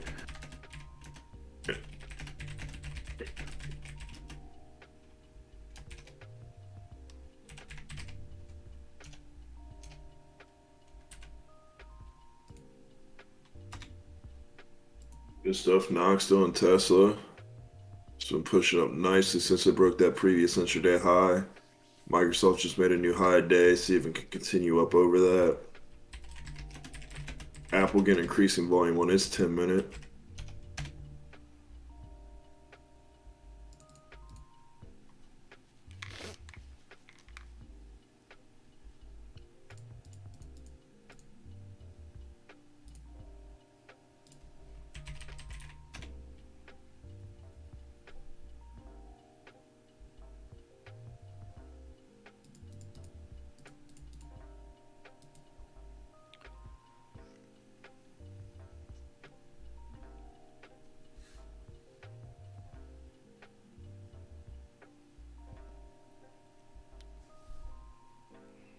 Good eye, Rambo.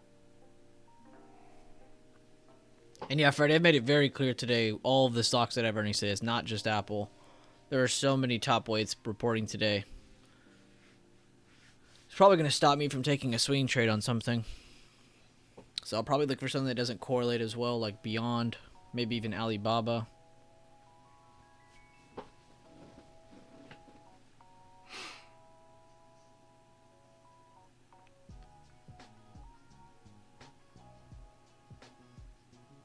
Getting over 150 now, pushing slowly. Still waiting on Amazon to get over that previous intraday high. Microsoft has not held over that previous intraday high. Don't like to see that. Berk B's at its pre-market low, coming back up. See if we can take that. If it's going to reject and come down lower.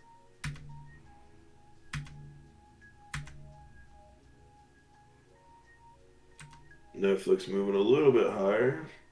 See if we can take that previous high out.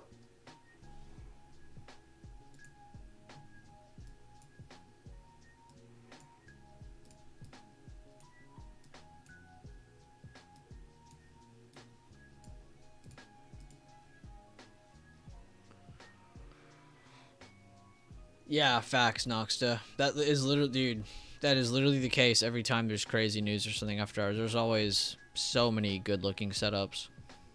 That's when you'll find the most.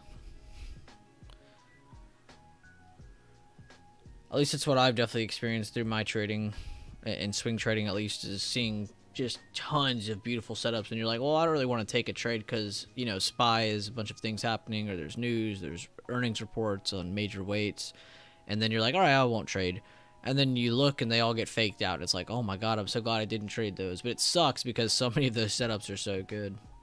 Now, again, though, that doesn't ruin them, though. Maybe for that day, but going into the future, that still gives you good setups. You can still look at where the strength is, where you want to look past, where you want to see retested. It's a very normal thing. From a psychological point of view, too, it makes so much sense. You know, why would they make the market look like shit when there's a bunch of earnings happening? They're not going to do that. They're going to make things look really juicy. They want to make it look. They want to make you catch their trap. That's what they want.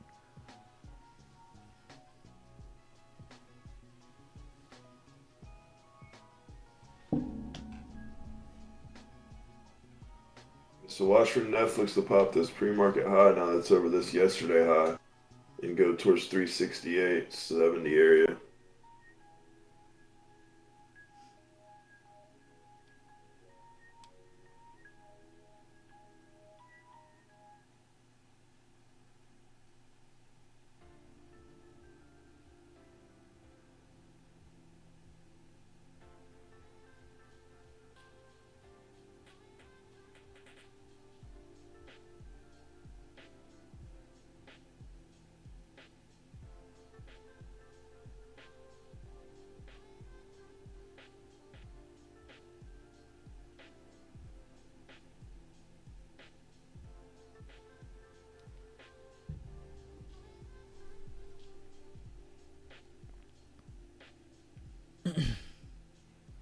So in a sense, though, Nox, that does suck, but it makes sense.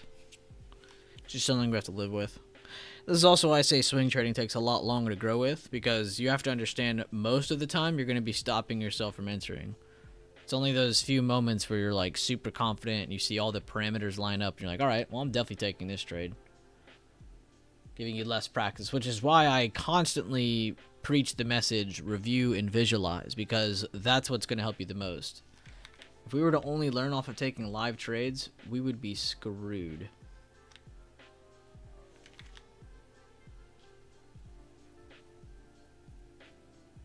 Yeah, Google, Amazon, and Apple. Not just Google, not just Apple, but all three. I think there's others reporting as well. I'd have to go look at the long list. There's a lot of things reporting today, though. Those are just the mainly important ones. Imagine all three of them give off different directions, like Google goes sideways from already being up, Apple goes down after being up, and then Amazon goes up after doing really well. That would be a crazy mix, because then that's giving us three different directions.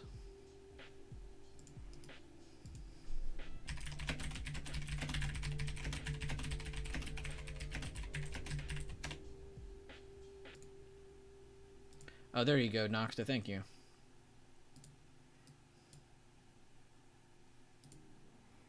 Hit 417 on spot. ConocoPhillips, Big Energy, Merck, Healthcare, Lilly, Healthcare, Bristol Myers, Healthcare, Honeywell, Industrials, I'm pretty sure. Qualcomm, Semiconductor, Steel, Sony, Gilead, Magellan, Clearfield. I mean, there's a ton reporting today. Ford, I just skipped over Ford. You can see not as much on Friday. I mean, there's some, but not as crazy big ones, but a lot of big boys today. Thank you, Noxta. Appreciate that. Give you a love emoji. 15 cents off that 417.30 target that Josh mentioned earlier. Meta's over 190, doing its thing. Microsoft trying to get over that previous intraday high. Apple slowly chugging up. Berk B coming up to its yesterday high. See if it gets that in pre-market high. Going to help us out with financials.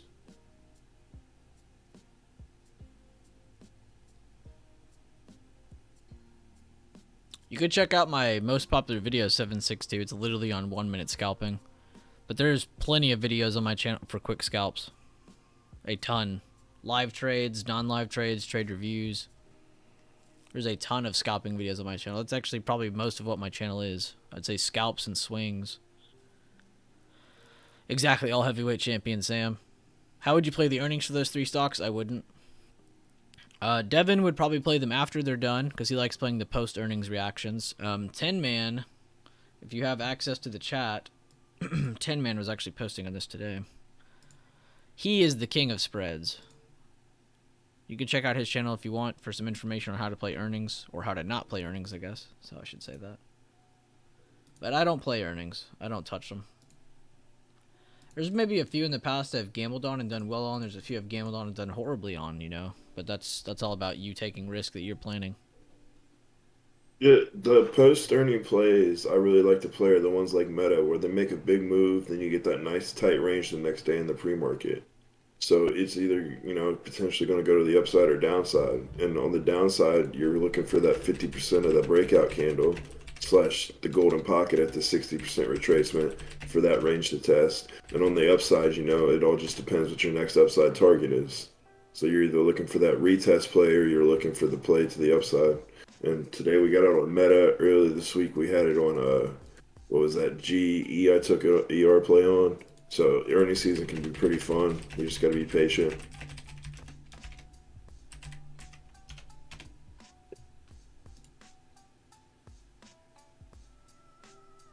And yeah, 762. I'm not trying to be a dick, but don't overthink it, dude. You don't need to see 100 videos to get good at scalping. I would go to some charts. If you truly have watched my videos, then you should have a good idea of what you're looking for.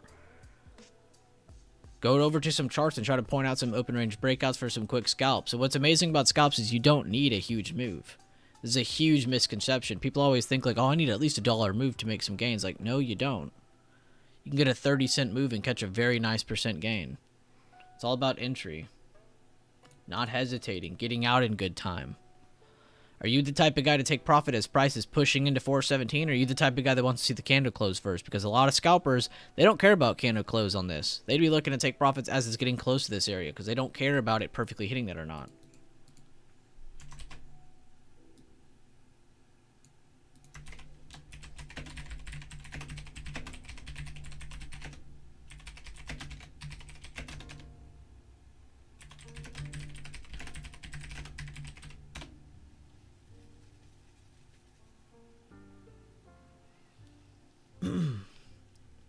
Hesitation is definitely a scalper's worst enemy.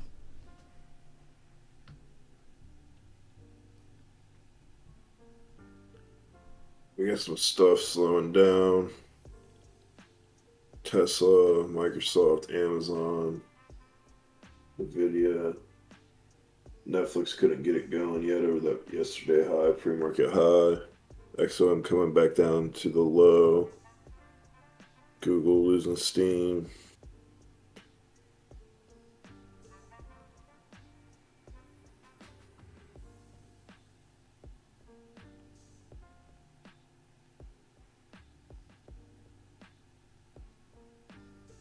The 762, you just got to get a lot of reps in, man.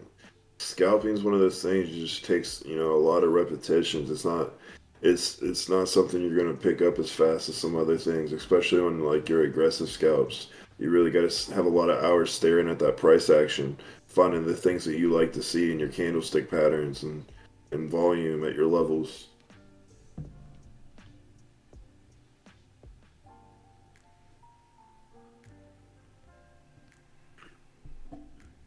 Do, do, do. 11 o'clock lunch volume seems to be starting to come in. Stuff slowing down, lowering volume. 415, Casey.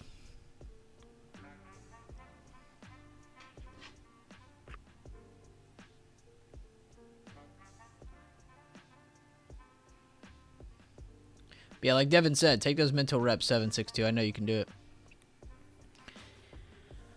One of the best traders I've ever met was Tin Man, actually, and when I first met him, the first thing he ever did when he joined my group was backtesting my levels. He would go to lists from months ago. He'd go to that chart, mark those levels, and he would try to visualize where was a good entry, where was a good exit, where was a good stop loss, and he would truly visualize that over and over and over and over and over to where when he finally sees it in real time, he can just snap to it. He doesn't have to worry about anything.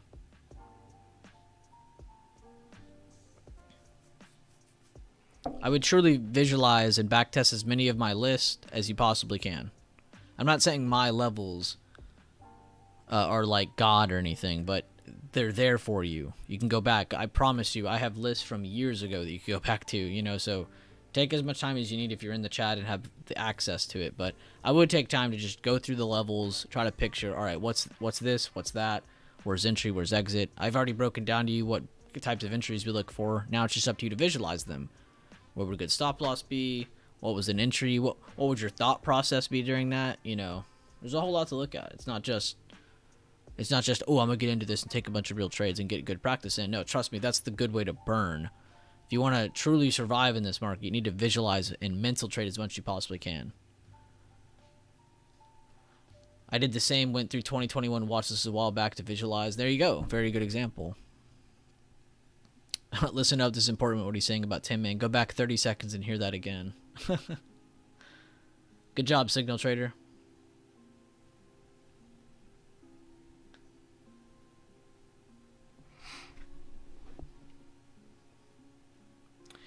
Ferrari, or the ticker RACE, is paying its about 5,000 employees a bonus worth as much as 13,500 euros, I think. The biggest bonus in years.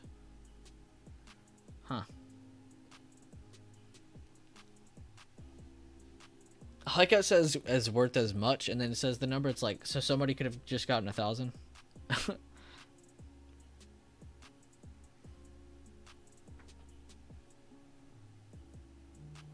Everybody should be backtesting. Honestly, the process work. And that's probably one of the most repeated messages in my streams. I don't know how many times I've told people you need to backtest, review, visualize. It's the greatest help. It's the greatest form of you growing. Therefore, when you see it in real time, you don't just like hesitate or freak out. You snap to it. You instantly understand what's possibly in front of you. And are you going to lose plays? Another misconception. People always go, well, how come I get this breakout and then it pulls back down and I lose? Well, you're going to lose plays. You're going to lose. You have to get that through your head. You are going to lose trades. This is why setting good stop losses or making sure you understand where price needs to hold makes sense to you. You need to know that beforehand, not while you're in the trade trying to make up where a stop loss should be. Thank you for all your point on charting and tutoring. No problem, Signal Trader. Honestly, all props to you, man. You're a hard worker. All credit to you. Even the perfect setup isn't a 100% win rate. 100%, dude. You are so correct. But that's a huge misconception with people getting into the market. They think, well, I followed all the parameters of what you said, this and that. It's like, okay, that's great. I'm happy for you. But that doesn't mean it has to continue higher or continue lower, whatever direction you're looking. So you have to also understand that as well. Workshop 11, you know it. Yeah, that's definitely my favorite video by far.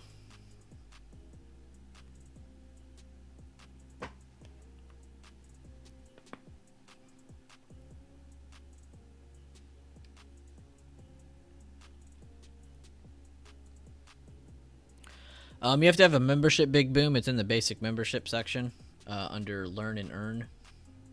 He's the 4th channel. It's called 10 Man Spreads.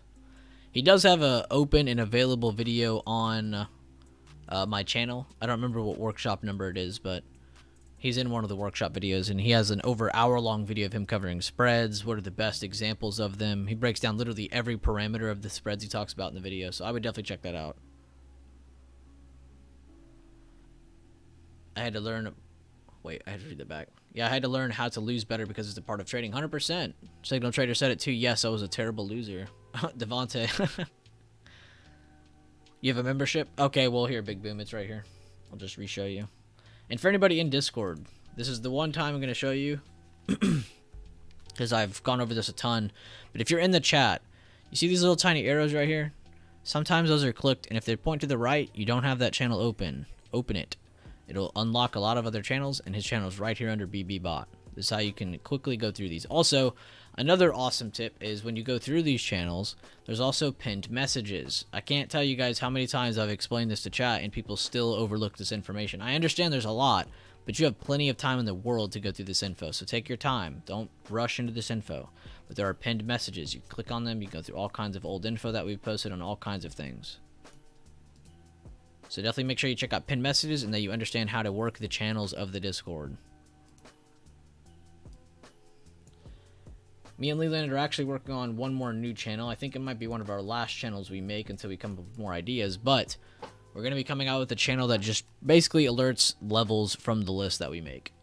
So if you're not in stream, you'll be able to go over to that channel and be like, okay, well, this is what happened on this chart. This is what happened on this chart. And that'll be coming out pretty soon as we're done with it.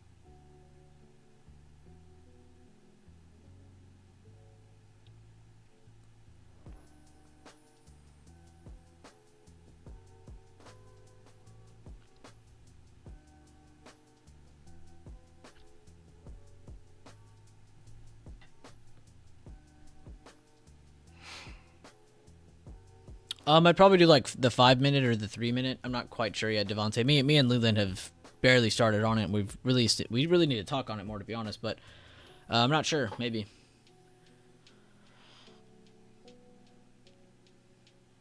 But yeah, essentially, we're trying to look for something to alert those levels, so I can be here and stream a little bit more actively. That would help me out a ton. Then I could just tell people, hey, look, just look at the alert channel. Blah blah blah.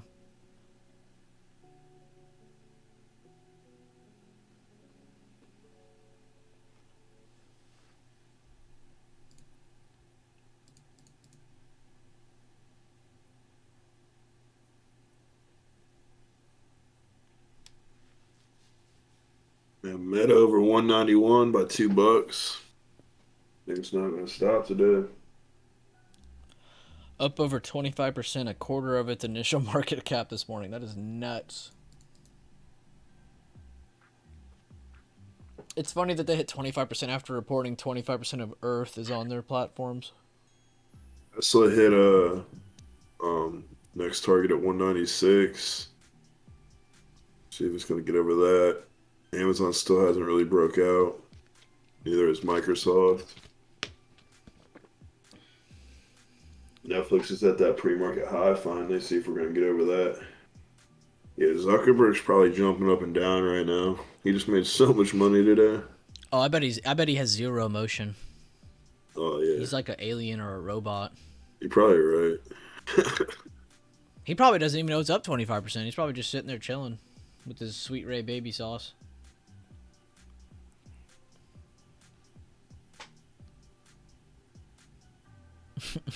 Just no emotion behind a computer.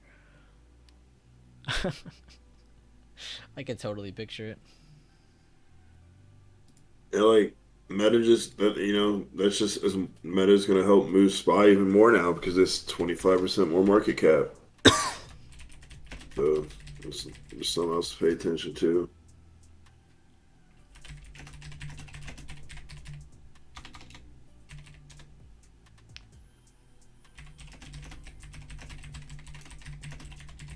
Amazon's right against that level as Tesla's trying to get over 196.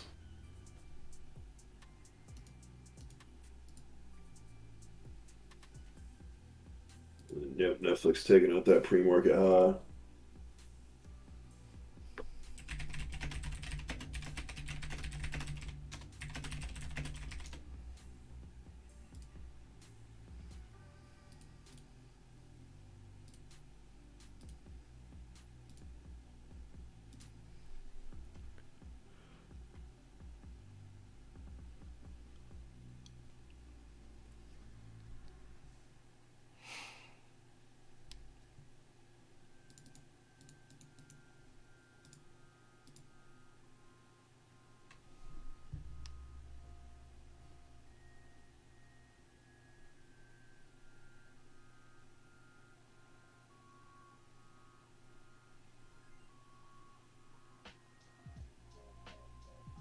Amazon getting it going with Tesla here now. Meta now $2.60. That's just still going. It's about to be $3 over 190. Netflix trying to get up there. There's not much movement, but it's testing the waters. Apple's actually rejecting here.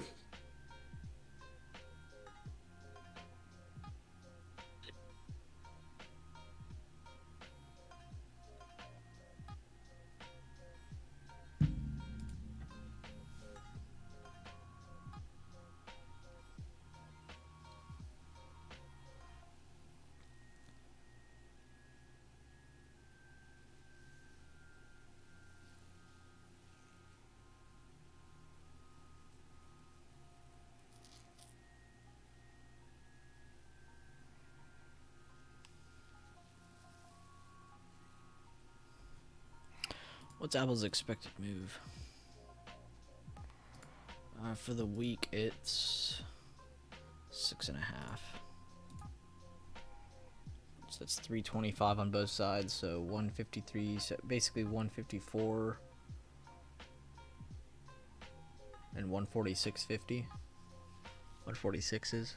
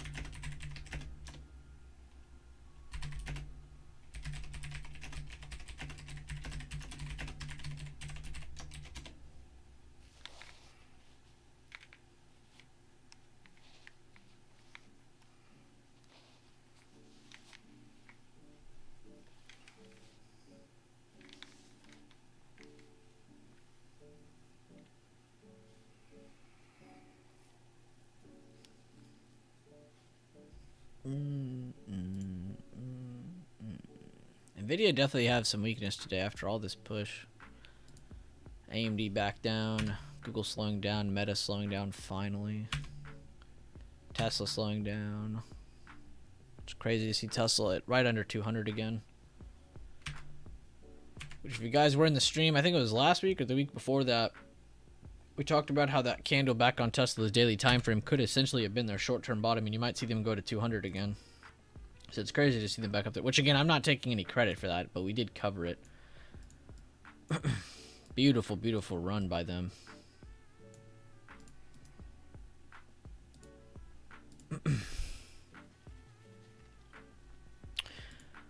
Collect garbage. Make sure my charts are all cleaned. I have only seen a slight difference in that when I go to the help tab and I click collect garbage at the top right. It seems to help out short term, but it does seem to pick back up. It's like clearing your cache.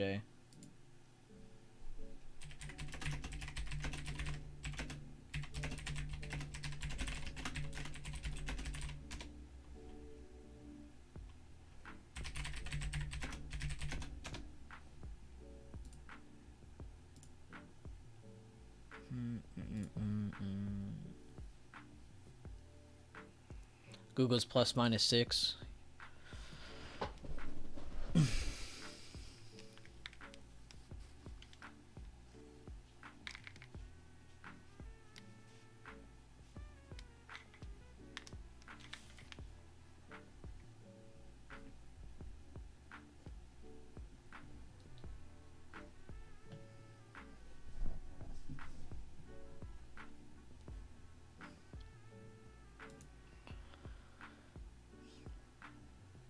I see Apple pulling back a little bit, Devin.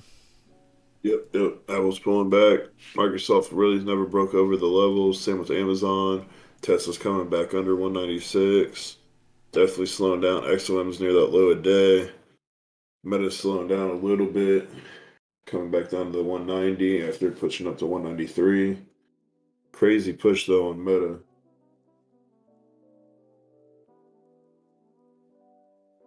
Some of these tickers like Nvidia and Netflix and stuff, if they can hold this range all day, it's setting up for a nice play to potentially tomorrow going into next week. I don't know, you know what I mean?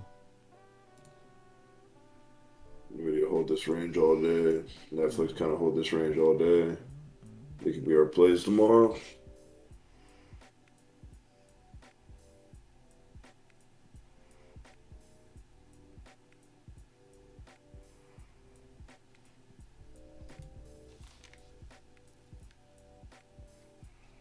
For real, Bob. For real. I felt that. Definitely feels like it. And thank you, by the way, Samram. That makes it easy for me to do the math without even looking at the chart. Because essentially you divide that number into 2, and you add it to both sides. And that gives you your expected move range.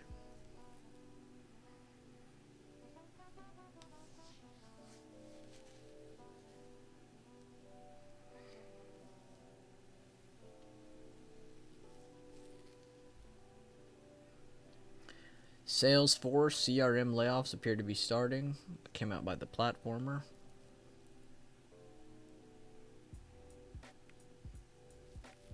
That's smart too, Freddie. I used to do that a lot. That is actually super smart to do. You know, it's crazy how long. I think like a year went by, Freddie, which I've been on 2S for years now. But my first year, I didn't even know you could do that. I think I did it on accident. I clicked it, and I was like, wait, what? I keep trying to click on your chart, then it gets quiet. What are you, pausing the stream? Yeah. Because if you click on my chart, you're pausing I'm the stream. sorry. Yeah. Hope that was a joke. That's pretty funny. That got Devin pretty good. Yeah. Yeah. That's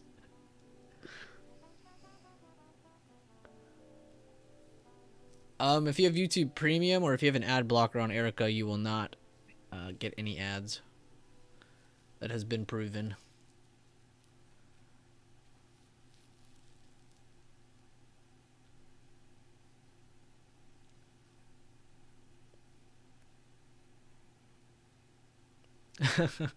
I told y'all when Devin has a genuine laugh, he sounds like Seth Rogen.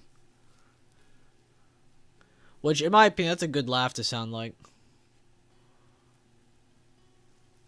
Ad block, you said? Yes, you can turn an ad blocker on. Which, I have one from Google. I don't even know what it's called. It's literally just called ad blocker. Or ad block. That's all it's called. So technically you can block ads.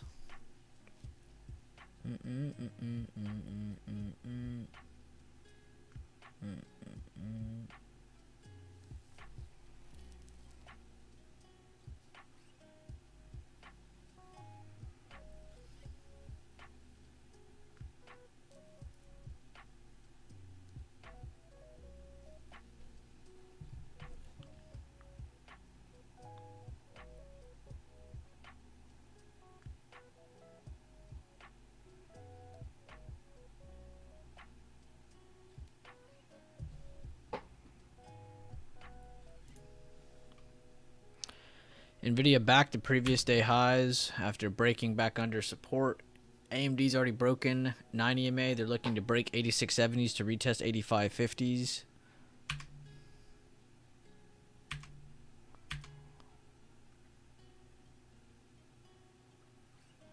Tesla also trying to break 9 EMA as well as 193.28. Amazon testing the 111.30 support as well as 9 EMA. Microsoft still fighting resistance, like Devin said. This could bring weakness if it does not pass above the 260.75, 261.15 area. Not helping out Apple either.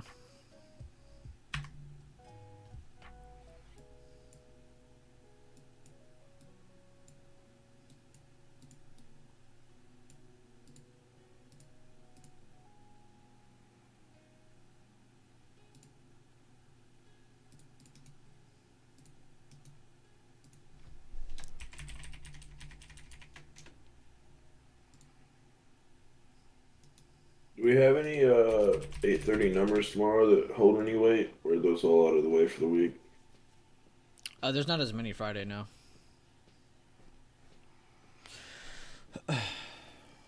Reports, let me triple check. But earnings reports, no. No, I was talking about 8:30, like a CPI or PPI or something Yeah, that's what stupid I'm going to like look at that, now. or jobs number like this morning. One of those jobs numbers. It's the song Noxta.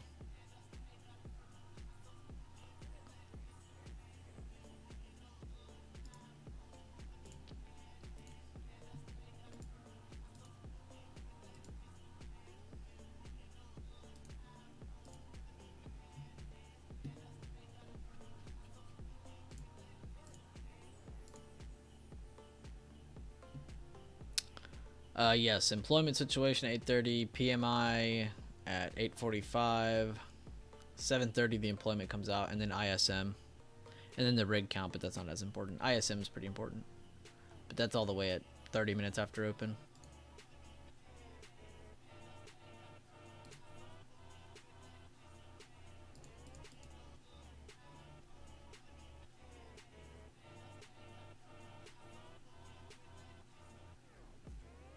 Talking about Phoebe, Jack.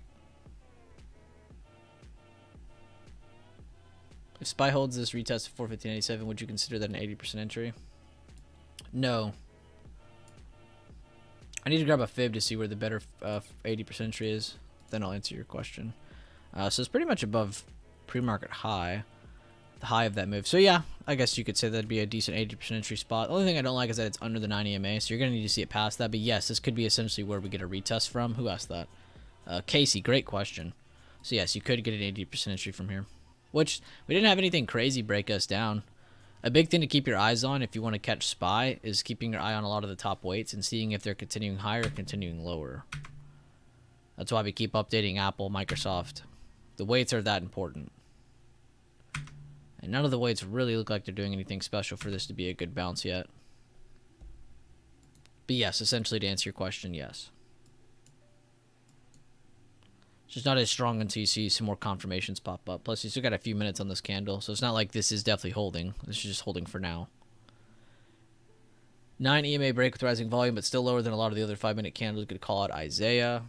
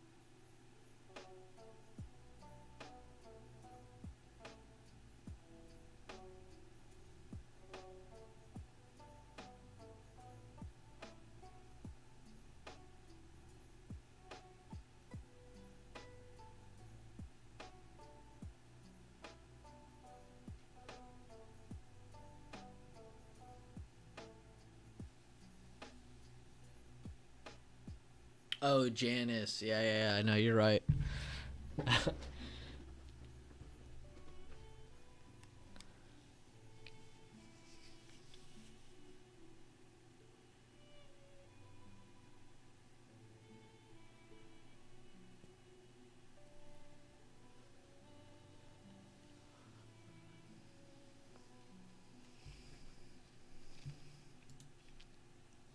Apple getting some good buyers. Microsoft finally pushing higher. Definitely helping out SPY here. If Amazon can hold, Apple can hold, Tesla can hold, we're looking good. Might be seeing a continuation higher here before long. Microsoft finally doing what it needed to do. So it's just going to pull up Apple and take out that 150.50. That would be a really good sign. Nvidia's in a good position at 212s. Netflix too. Netflix trying to push that new high of day.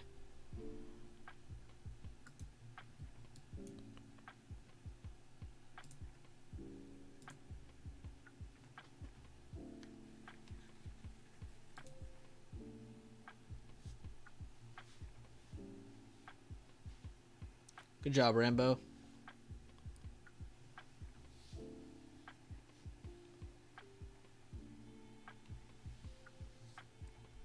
You're already up for, oh, because you took the same weeks. Okay. I was going to say, damn. That's crazy. As soon as you said that, Rambo, I look in chat, literally to my right, and somebody on Trade Floor said, quick 15% scalp on SPY, 0 DTE.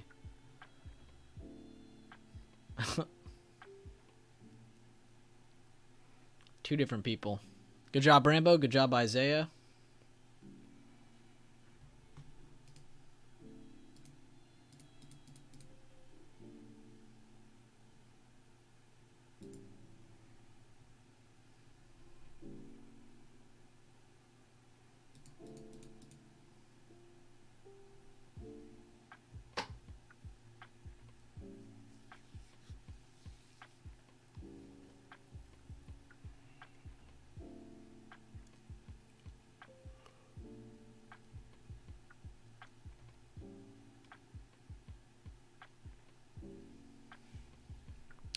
What a beautiful day today. 2 hours in and we've had nothing but really clean breakouts.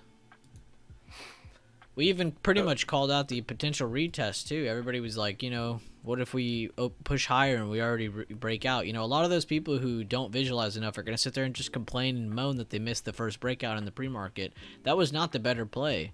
There was a great push down to the previous day highs. We never even broke it. We got under it, but we never closed under. Pushed back up above the 90 MA, got back above the almost at 215, the 415s, and now we hit 417. Today was definitely a great day of opportunity. Netflix getting that free market high. Noxta, you can't see this as just a normal breakout though. And anybody else, I'm not even just talking to Noxta, everybody in general, this isn't just a normal breakout. Why is that? Can anybody answer that question for me before I drop the info? Why is this not just a normal breakout? Why is this not just a normal 40% entry? Why does this have so much more strength behind it?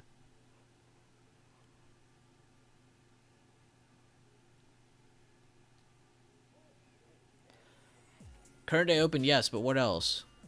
Bigger reasons still up in the air. Anybody know? Why is this a better 40% entry? The volume is awesome, yes, but what else? Leland just said it, everybody. Because of the retest of the previous day highs. So it's not just a normal breakout.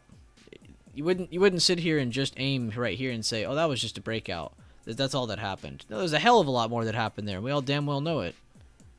We retested a very important area from the previous day. The retest gave you everything. Today's open was merely just the next confirmation. It's the next thing that needed to happen. Look left, fam. Exactly. That's why that is not just a normal 40% entry. That's why you have more confidence, more volume, more breakout in that candle, because it had the retest of the ultimate area from previous day high. So it's not just a normal breakout. Very, very clean move. So even if you're someone who does only like taking retests, okay, well, the retest still came in. You still got a really good retest inside of the range. This just gave you a very positive outlook for a breakout. Since then, all we've done is retest. If you go from the breakout of like the pre-market high up to the high of day, all we've done here now is retested the halfway point, got a little bit of a bounce. What are we looking out for now? We're looking out for a new high over 417.30, 417.60s to possibly reach 419s, almost 420. Or we're going to see a breakdown under this support here. So we're just going to consolidate until we get one of those two moves.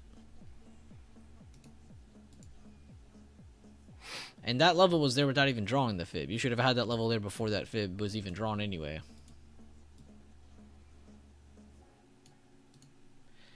But give me a thumbs up if y'all understand that or not, because I'm still seeing a lot of beginner questions by people, and I'm not targeting anybody, but I am seeing a lot of beginner questions by people that should not be asking those questions still.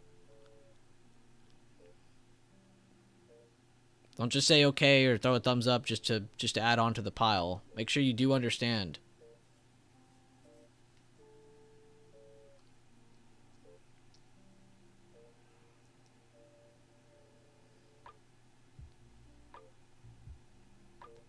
What is this song? Why does it sound like one of those Interstellar songs when they're like on that planet with all the water?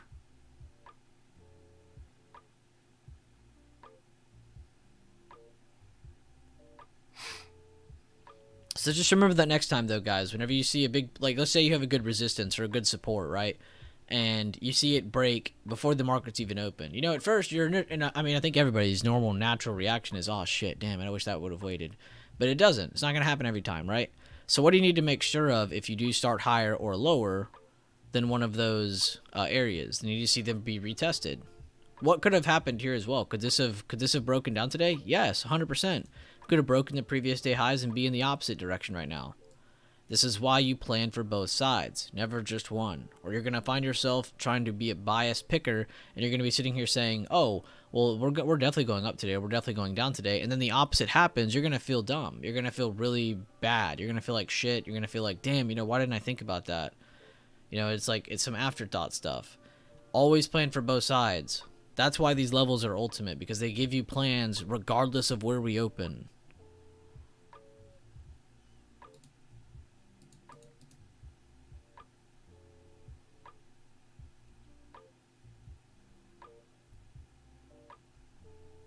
And all we've gotten is a short-term retest so far from the breakout. They haven't came all the way down and tested 415. Are you going to get this retest every time? No. You're not always going to get this. So you need to understand drawing the fib from the breakout to the high of that move is also where you're going to find some good short-term entries inside of that range. You are not always going to get a retest of this area.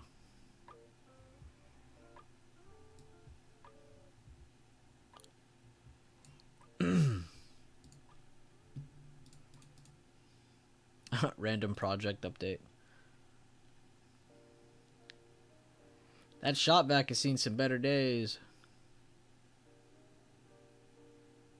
From Dylan? No, from Jacko on the Off Topic channel. Dylan. He probably doesn't even know how to work a shot back yet.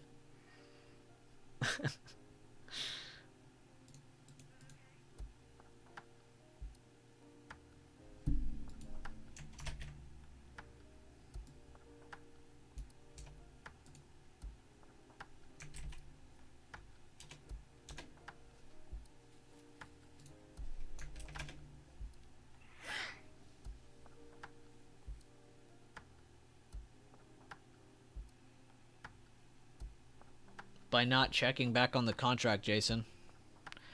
Sticking to your trade plan is the greatest way of building strength in that direction, because that is pretty big annoyance when let's say you make a trade and let's say you make $40 on it. Okay, awesome. And then you look back at it hours later. Why are you even looking back at it in the first place? It's great to look back at the chart. It's great to look back at the price action, but there is literally zero reason you should be going back and checking the pricing of your contract and seeing that it's up more. It doesn't just display that. You have to go actually click on it and look at it yourself. So if you're doing that, that's something you could stop yourself with. 2 is overcoming it by your trade plan, like I said in the first point. If you stick to your plan, right, then that is what is most important. That is top priority, sticking to your trade plans. If you made it to your target and you sold, awesome. Who cares how much you made, right? Because right now you're focused on making a trade plan and sticking to it, right? Not getting rich. So you should never, ever have this feeling of, damn, I need to see how much my contract is up while you're, like, itching your arm. That's, like, some addiction shit right there. Like, you shouldn't be doing that. So don't. Just don't. Stick to your trade plan. Make a trade plan, stick to it. Over time, you'll start to realize, man, checking that really is pointless. It is beyond pointless. There's one thing to say it's just out of curiosity, but in the beginning, out of curiosity can mean the worst. Don't give yourself a heart attack. Netflix 10-minute candle trying to confirm over pre-market high. See if it's going to hold. Oh, cheeseburgers. Cheeseburgers do sound good. I'm getting hungry. Name that movie. I feel like I do know that line. It sounded kind of familiar.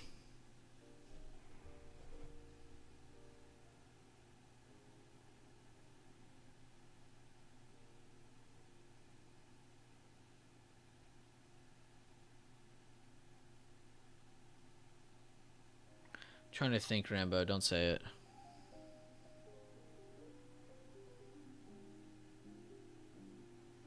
Oh, because I said scratching arm. You're thinking of, it's Menace something.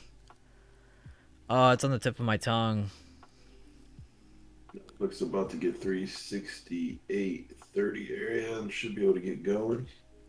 Yeah, the crackhead scene. I can't remember the name of the movie. It's like Menace to Society. That doesn't sound right. Netflix, or not Netflix, the video held that yesterday high. Again, coming back up.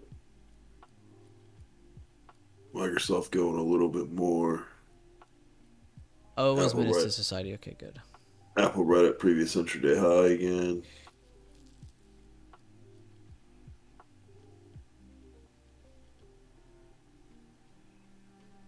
No, that is a good movie, Rambo. That is definitely the funniest scene ever, though.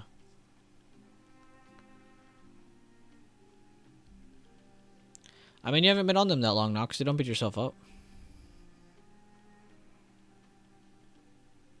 Apply the levels, visualize.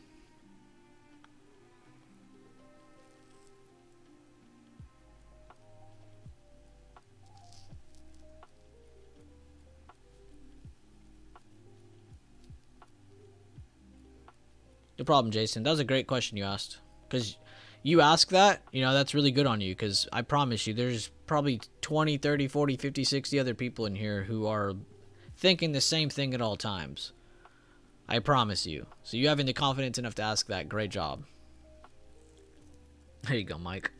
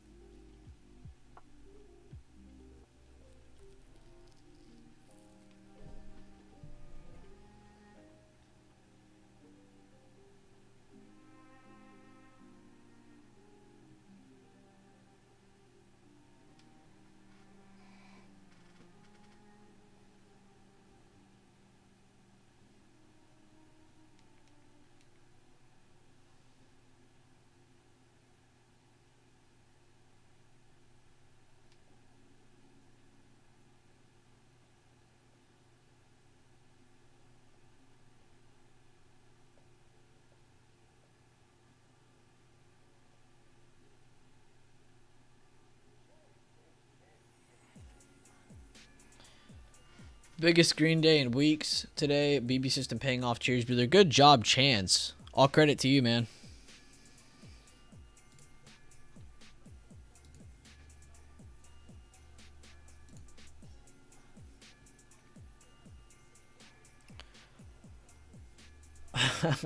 The big joke around everything now is from Michael Burry saying sell, and then he deleted his Twitter.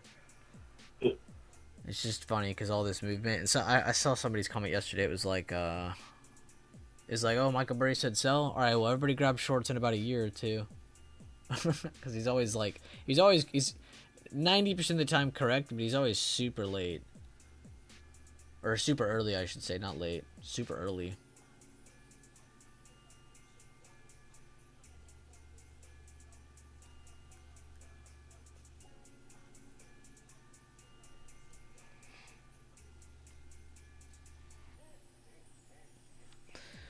Everybody praises him for his Tesla short. It's like all he did was short a macro bull flag. Like, I don't know if I'd be bragging about that.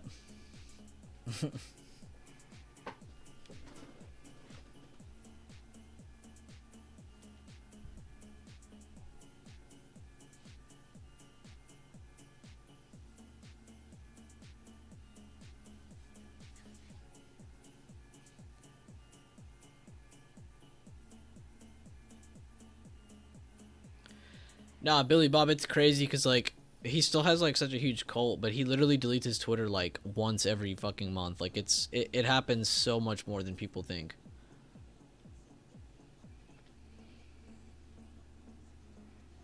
There's even a Twitter that's called, Michael Burry Archives or something, or Michael Burry deleted tweets, something like that.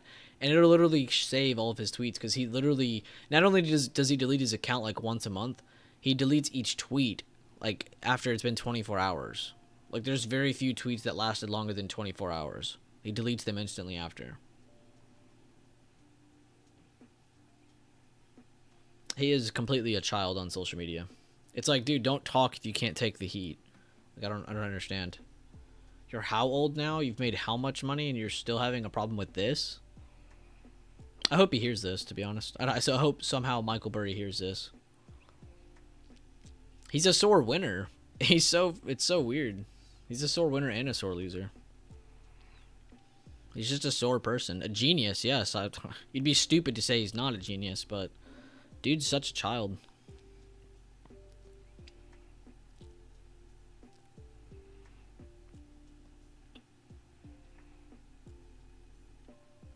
Oh, good job, Chance. I love that breakdown too.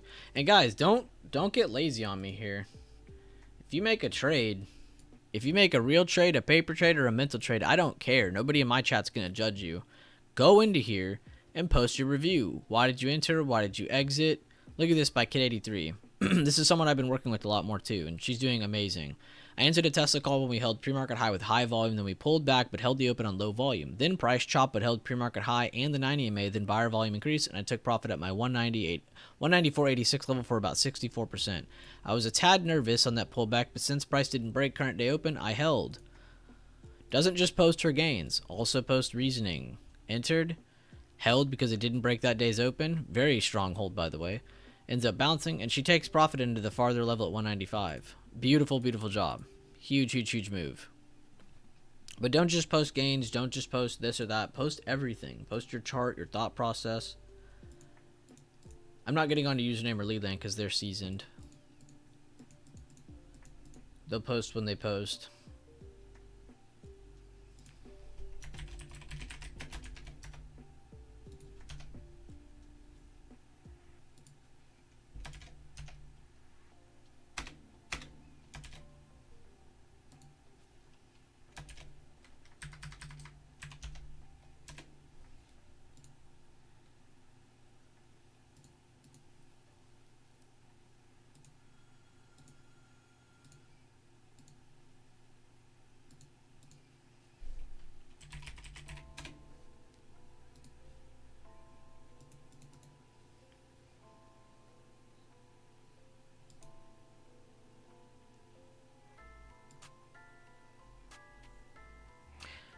Good on you, Chance. Good on you.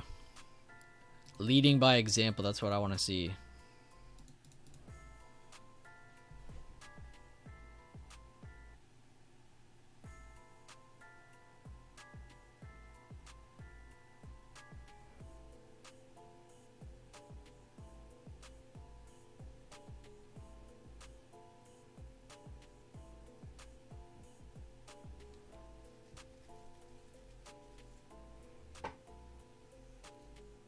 Freddie, what's your Discord name? And I'll see if you're banned or not. That's normally the only problem people have. Because the Discord's very accessible, so... You've probably been banned. Tell me your name and I'll see what it is. You can get banned for all kinds of reasons in my chat. We're very zero tolerance. Can't have a weird name. Can't have a phone number in your name. Well, tell me your name anyway, just in case. And then I'll send you another invite, but all the invites are essentially the same link. Freddie, okay. Oh, I'm on the wrong screen. Apparently you have joined the Discord before because you're banned. It says rating protection. So apparently you've tried to send links into the chat before or have sent a weird message, but I just unbanned you. Give you another chance. I have also seen cases where people have had their accounts hacked and people do that, so I'm not going to sit here and get onto you because I don't know. Seems like it's been a while. But you should be fine now. I'll send you another invite. Now when I send this one, you should be able to click it and it should send.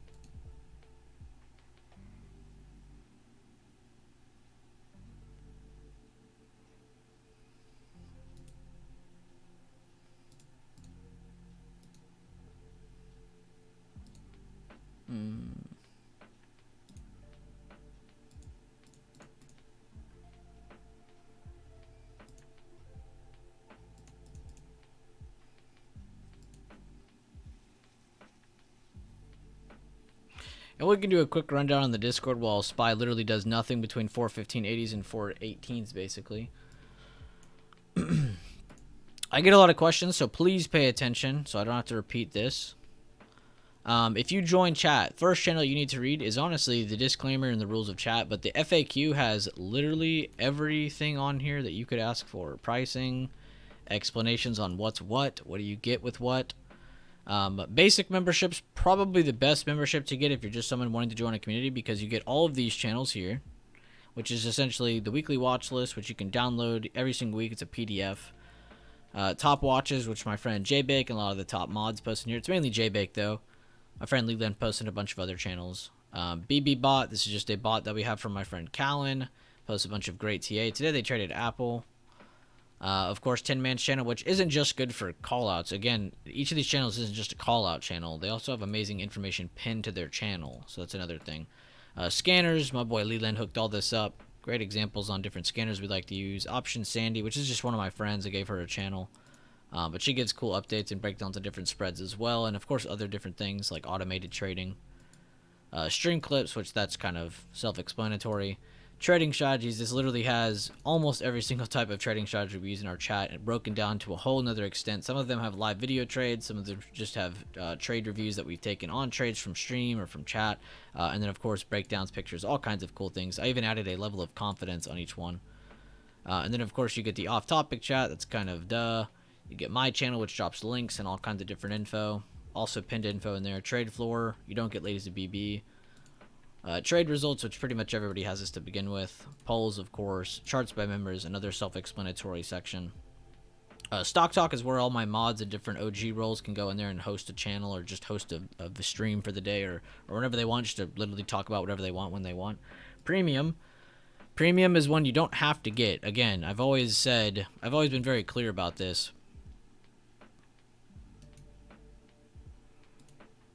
Should I disconnect them? Just for fun.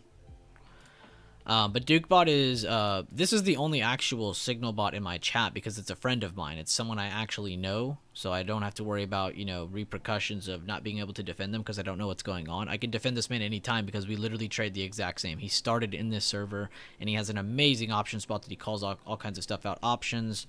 He mainly does options and does swing trades, day trades. Premium chat, of course, where you can catch different updates, just messages from them. The live trade series, which I can't click because then you'll get the link and then you'll have free access to things you shouldn't have access to. Unusual whales commands, which this isn't really that active of a channel, but it's just an extra little tool you can use. There's all kinds of cool info you can get. I mainly use OI, expiry, and then let's say I want to look at Tesla, open interest. Then bam, you can look at what date has the most open interest and stuff. It's just for information, really. Lifetime section, this is where Leland really eats it up. Leland has tons of really, really solid day trade callouts. I've been doing a swing trade account with everybody. And other people call it swings as well. It's not just me. And then, of course, the lifetime trade floor. So, and with basic membership, you also get all of these channels, which is the YouTube, of course, just drops the links, BB Bootcamp, automated information, workshop classes, keys, fit. I mean, there's so much info in here. Pinned messages as well. You get this with premium. It's just an extra thing you get. It has large orders in here and all kinds of stuff from my friend Jason. Automated trading, of course, that section, and then that's it. But definitely make sure you understand that these little arrows hide channels and unhide channels, and that there are pinned messages. So you're always going to find tons of information in these pinned messages. Trade floor is free, free channel is free, trade results is free. That's it. And of course, the streams are free. It doesn't cost anything to be in here.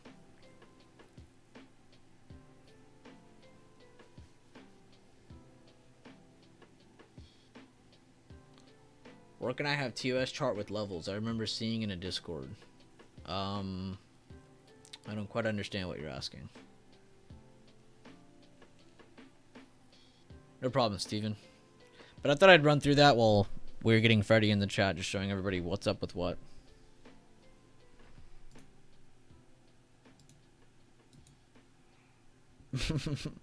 Mike, that's a pretty funny tag you sent. We're in the YouTube stream.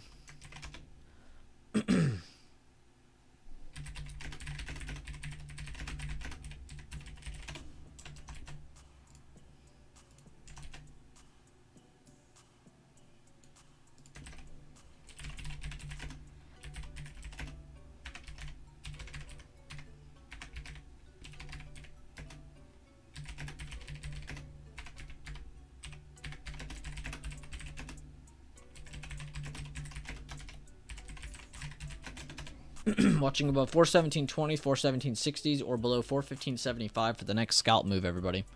If we get a break of this 415.75 area, we will see a retest of today's open. If we get a breakout above 417.60, 417.30, we'll most likely see 418.50, 419, 420. Those are just a few psychological levels above. Now that we've had a decent test and a good push, there is still possibility of another move today, but with the big earnings happening after hours today, there's a chance we just sit in a range with the amount of caution people are going to be taking today.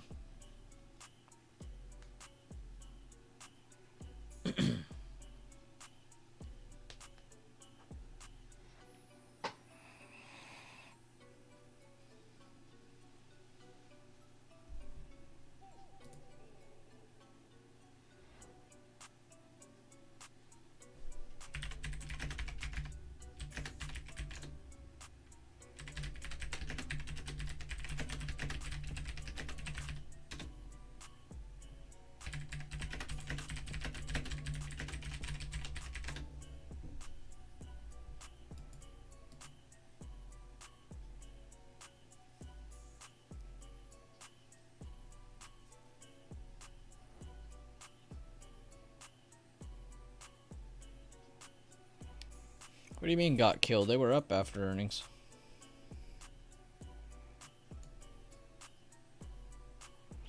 Oh, the shared item. Okay, that makes more sense, Sam. You can't see it because I have that thing at the top, but if you click at the top right of your screen, it'll say setup.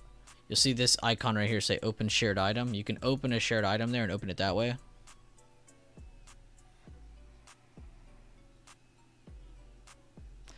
Well, it's because it was better than what a lot of people were expecting, Coach. You know, the different news and the guidance that came out, it was unexpected that they would have any positive things to say. Everybody was expecting this to be the worst thing that ever happened. So when anything good ever happened in that earnings call, that's what made it go up. It wasn't really necessarily the numbers themselves. The user count was a big thing too. It was like, oh shit, we thought Facebook was dying. You're telling me a quarter of the world uses this still? Yeah, it was just because of that. The amount of low expectations by just the general consensus. So Coach, you see this happen a lot where a ticker will report and set the bar really low, then something in the same sector only has to say something kind of okay and they rally it. It happens all the time. So when the bar is set really low, you still have to pay attention for it. If it just has to be just okay, and sometimes they'll send it flying.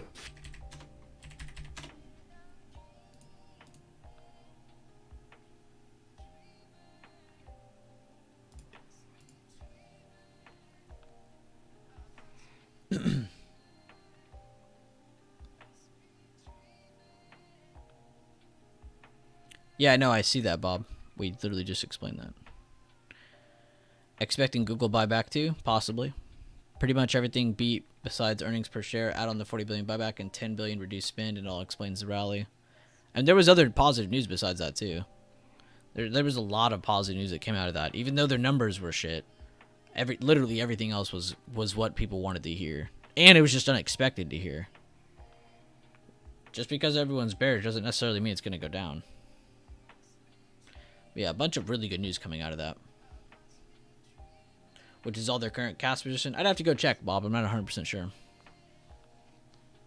I'm sure they have more than that if they're buying back that much, though. Coach, I've seen you comment quite a few times on like where you think something should go. And sometimes when you're trading, you just kind of have to step back and not really pay attention to as much as where you think it should go and just react to where it does go. Like Meta today, you would think that it would have pulled back and retested something to the downside, but it didn't. It broke out and gave you almost a $10 move, another $5-10 move to the upside. So you really just have to play what's on the chart in front of you, because not all good news is good news and not all bad news is bad news. We see it all the time where you think something should be good news and it goes the opposite direction and vice versa. So just keeping that non-biased opinion and playing what's on the chart definitely will help out. I think I actually saw you do it today. When you were buying puts, I was, it did look good at first because it was starting to break previous day high, but we never got that close under, And I'm not here to criticize you or anything. I make mistakes too. There's literally no such thing as a perfect trader. I get that. My biggest issue is being missing price target by a few cents. Morning, Anderson. You trade the banks today?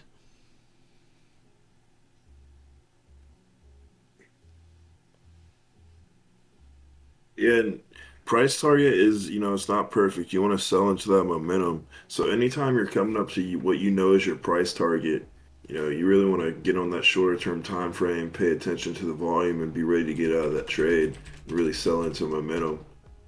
Um,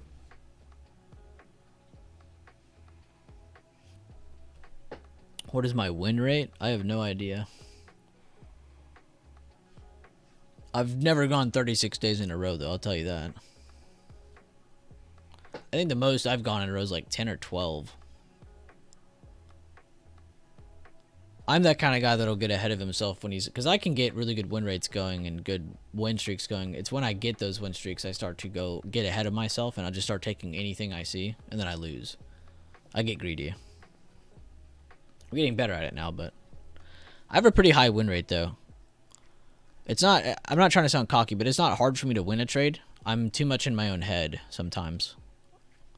you got to get greedy in a different way. You got to get greedy and not giving dollars back to the market when you make them. Yeah, You know what I mean? you got to be really you get passive that and disciplined. 15-20%. You got to start getting greedy about not giving that back.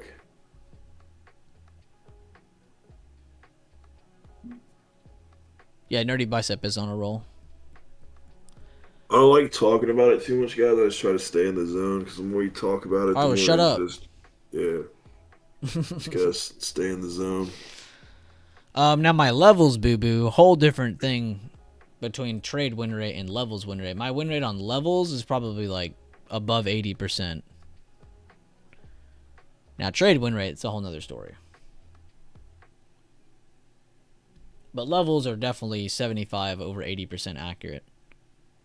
3 billion%. That's been back tested over hundreds of watch lists that I've made. Hey, what's up, Keanu? How you doing, sexy? Yana, you got a fake Twitter going around right now, trying to get people. They DM me. I'm messing with them right now. Dude, I had a fake Bueller YouTube, but they had the same profile pic and everything, but the name was WhatsApp, and then it had like a long-ass number behind it. It literally replied to every comment on my most recent video. What's up, Anna J? I always see you on Twitter. Miss you too, man. Levels is the homework that gets us ready for the trade day. I really enjoy drawing them out after hours. Same, boo-boo. And I'm really happy to hear you say that, because that's honestly where a lot of your growth will come from, is enjoying the process, practicing over and over. That's what gives you that confidence. People think, oh, if I take more trades or if I make more money, I'll get more confident. Like, no. Visualizing, practicing, mental trading, seeing it happen over and over, that is what will give you more confidence. Then when you see it in real time, well, it's nothing to you. It's effortless. The trade itself, and I've said this a billion times, the trade itself should feel effortless. All of the work that you put into visualizing, mental trading beforehand, setting up your trade plan, all of the work, that's where all that effort is. You should literally be able to just click a button and then click it again while you're in the trade. Exactly. It's beautiful when it happens. That's how it should feel, though. And until you're to that point, you know that you need to continue working super hard on visualizing, practicing, mental trading as much as you possibly can.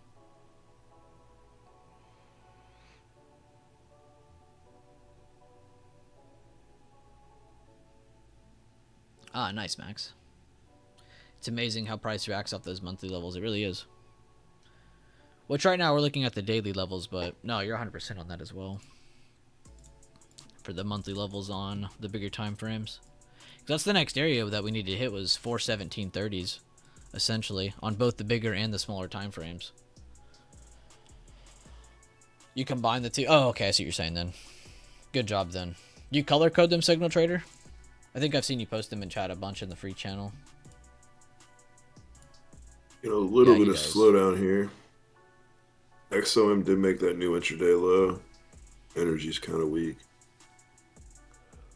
Hey, more power to you, Signal. I, for some reason, am like a squirrel. I have no attention span, so I can't look at both at the same time, so I keep it separate. But honestly, more power to you if you're able to have both of those on the chart, because that is essentially the best way to look at it. It's just really hard because you have extra levels. But good job, man. Seriously.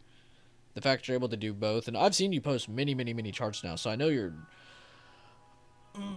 using the TA routine. It's just crazy to see someone using both at the same time. That's very impressive. Seriously, I'm not giving you any criticism at all. I think that's very awesome. You're able to do that. I make a point to chart at least half an hour a night, whether it's 8 p.m. or 11 p.m. Facts, Jack. That's a very good way of practice. Whenever I used to be busy in plumbing a lot and I'd get home at different times, I would always make it my daily routine to give at least 30 minutes to a chart. If I can't at least give a chart 30 minutes, then, you know, not really helping me out. Bob, a low of day. Great call out, Mike.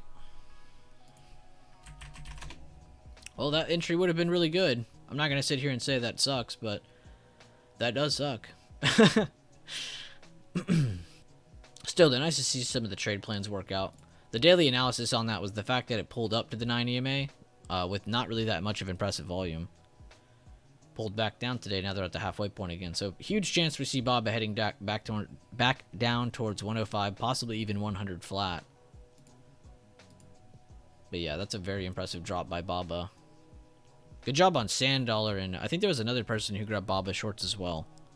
So good job to whoever got into that on your own. I'm not taking credit, just giving them credit.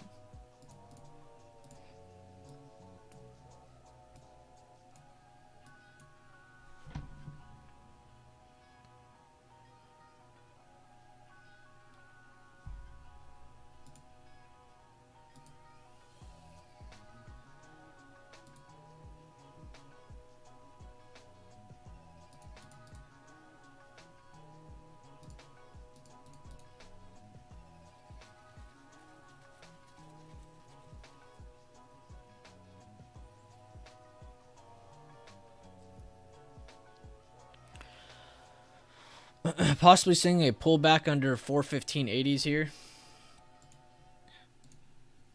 Well, we just covered both the bigger and the smaller time frame. I think I'm going to end this stream there. So we kind of broke down the different thought process and what's possible for upside, what's possible for downside. I will see you guys tomorrow. Tomorrow's Friday, so we'll have our Friday stream going hot. Be sure to invite all your friends, anybody you know that trades. It's fun just to come in here and everybody kind of work together on different ideas. Again, leave a like on the stream. Be sure to check out the latest video. There is a new video coming out on Sunday at 3 p.m. Central Standard Time.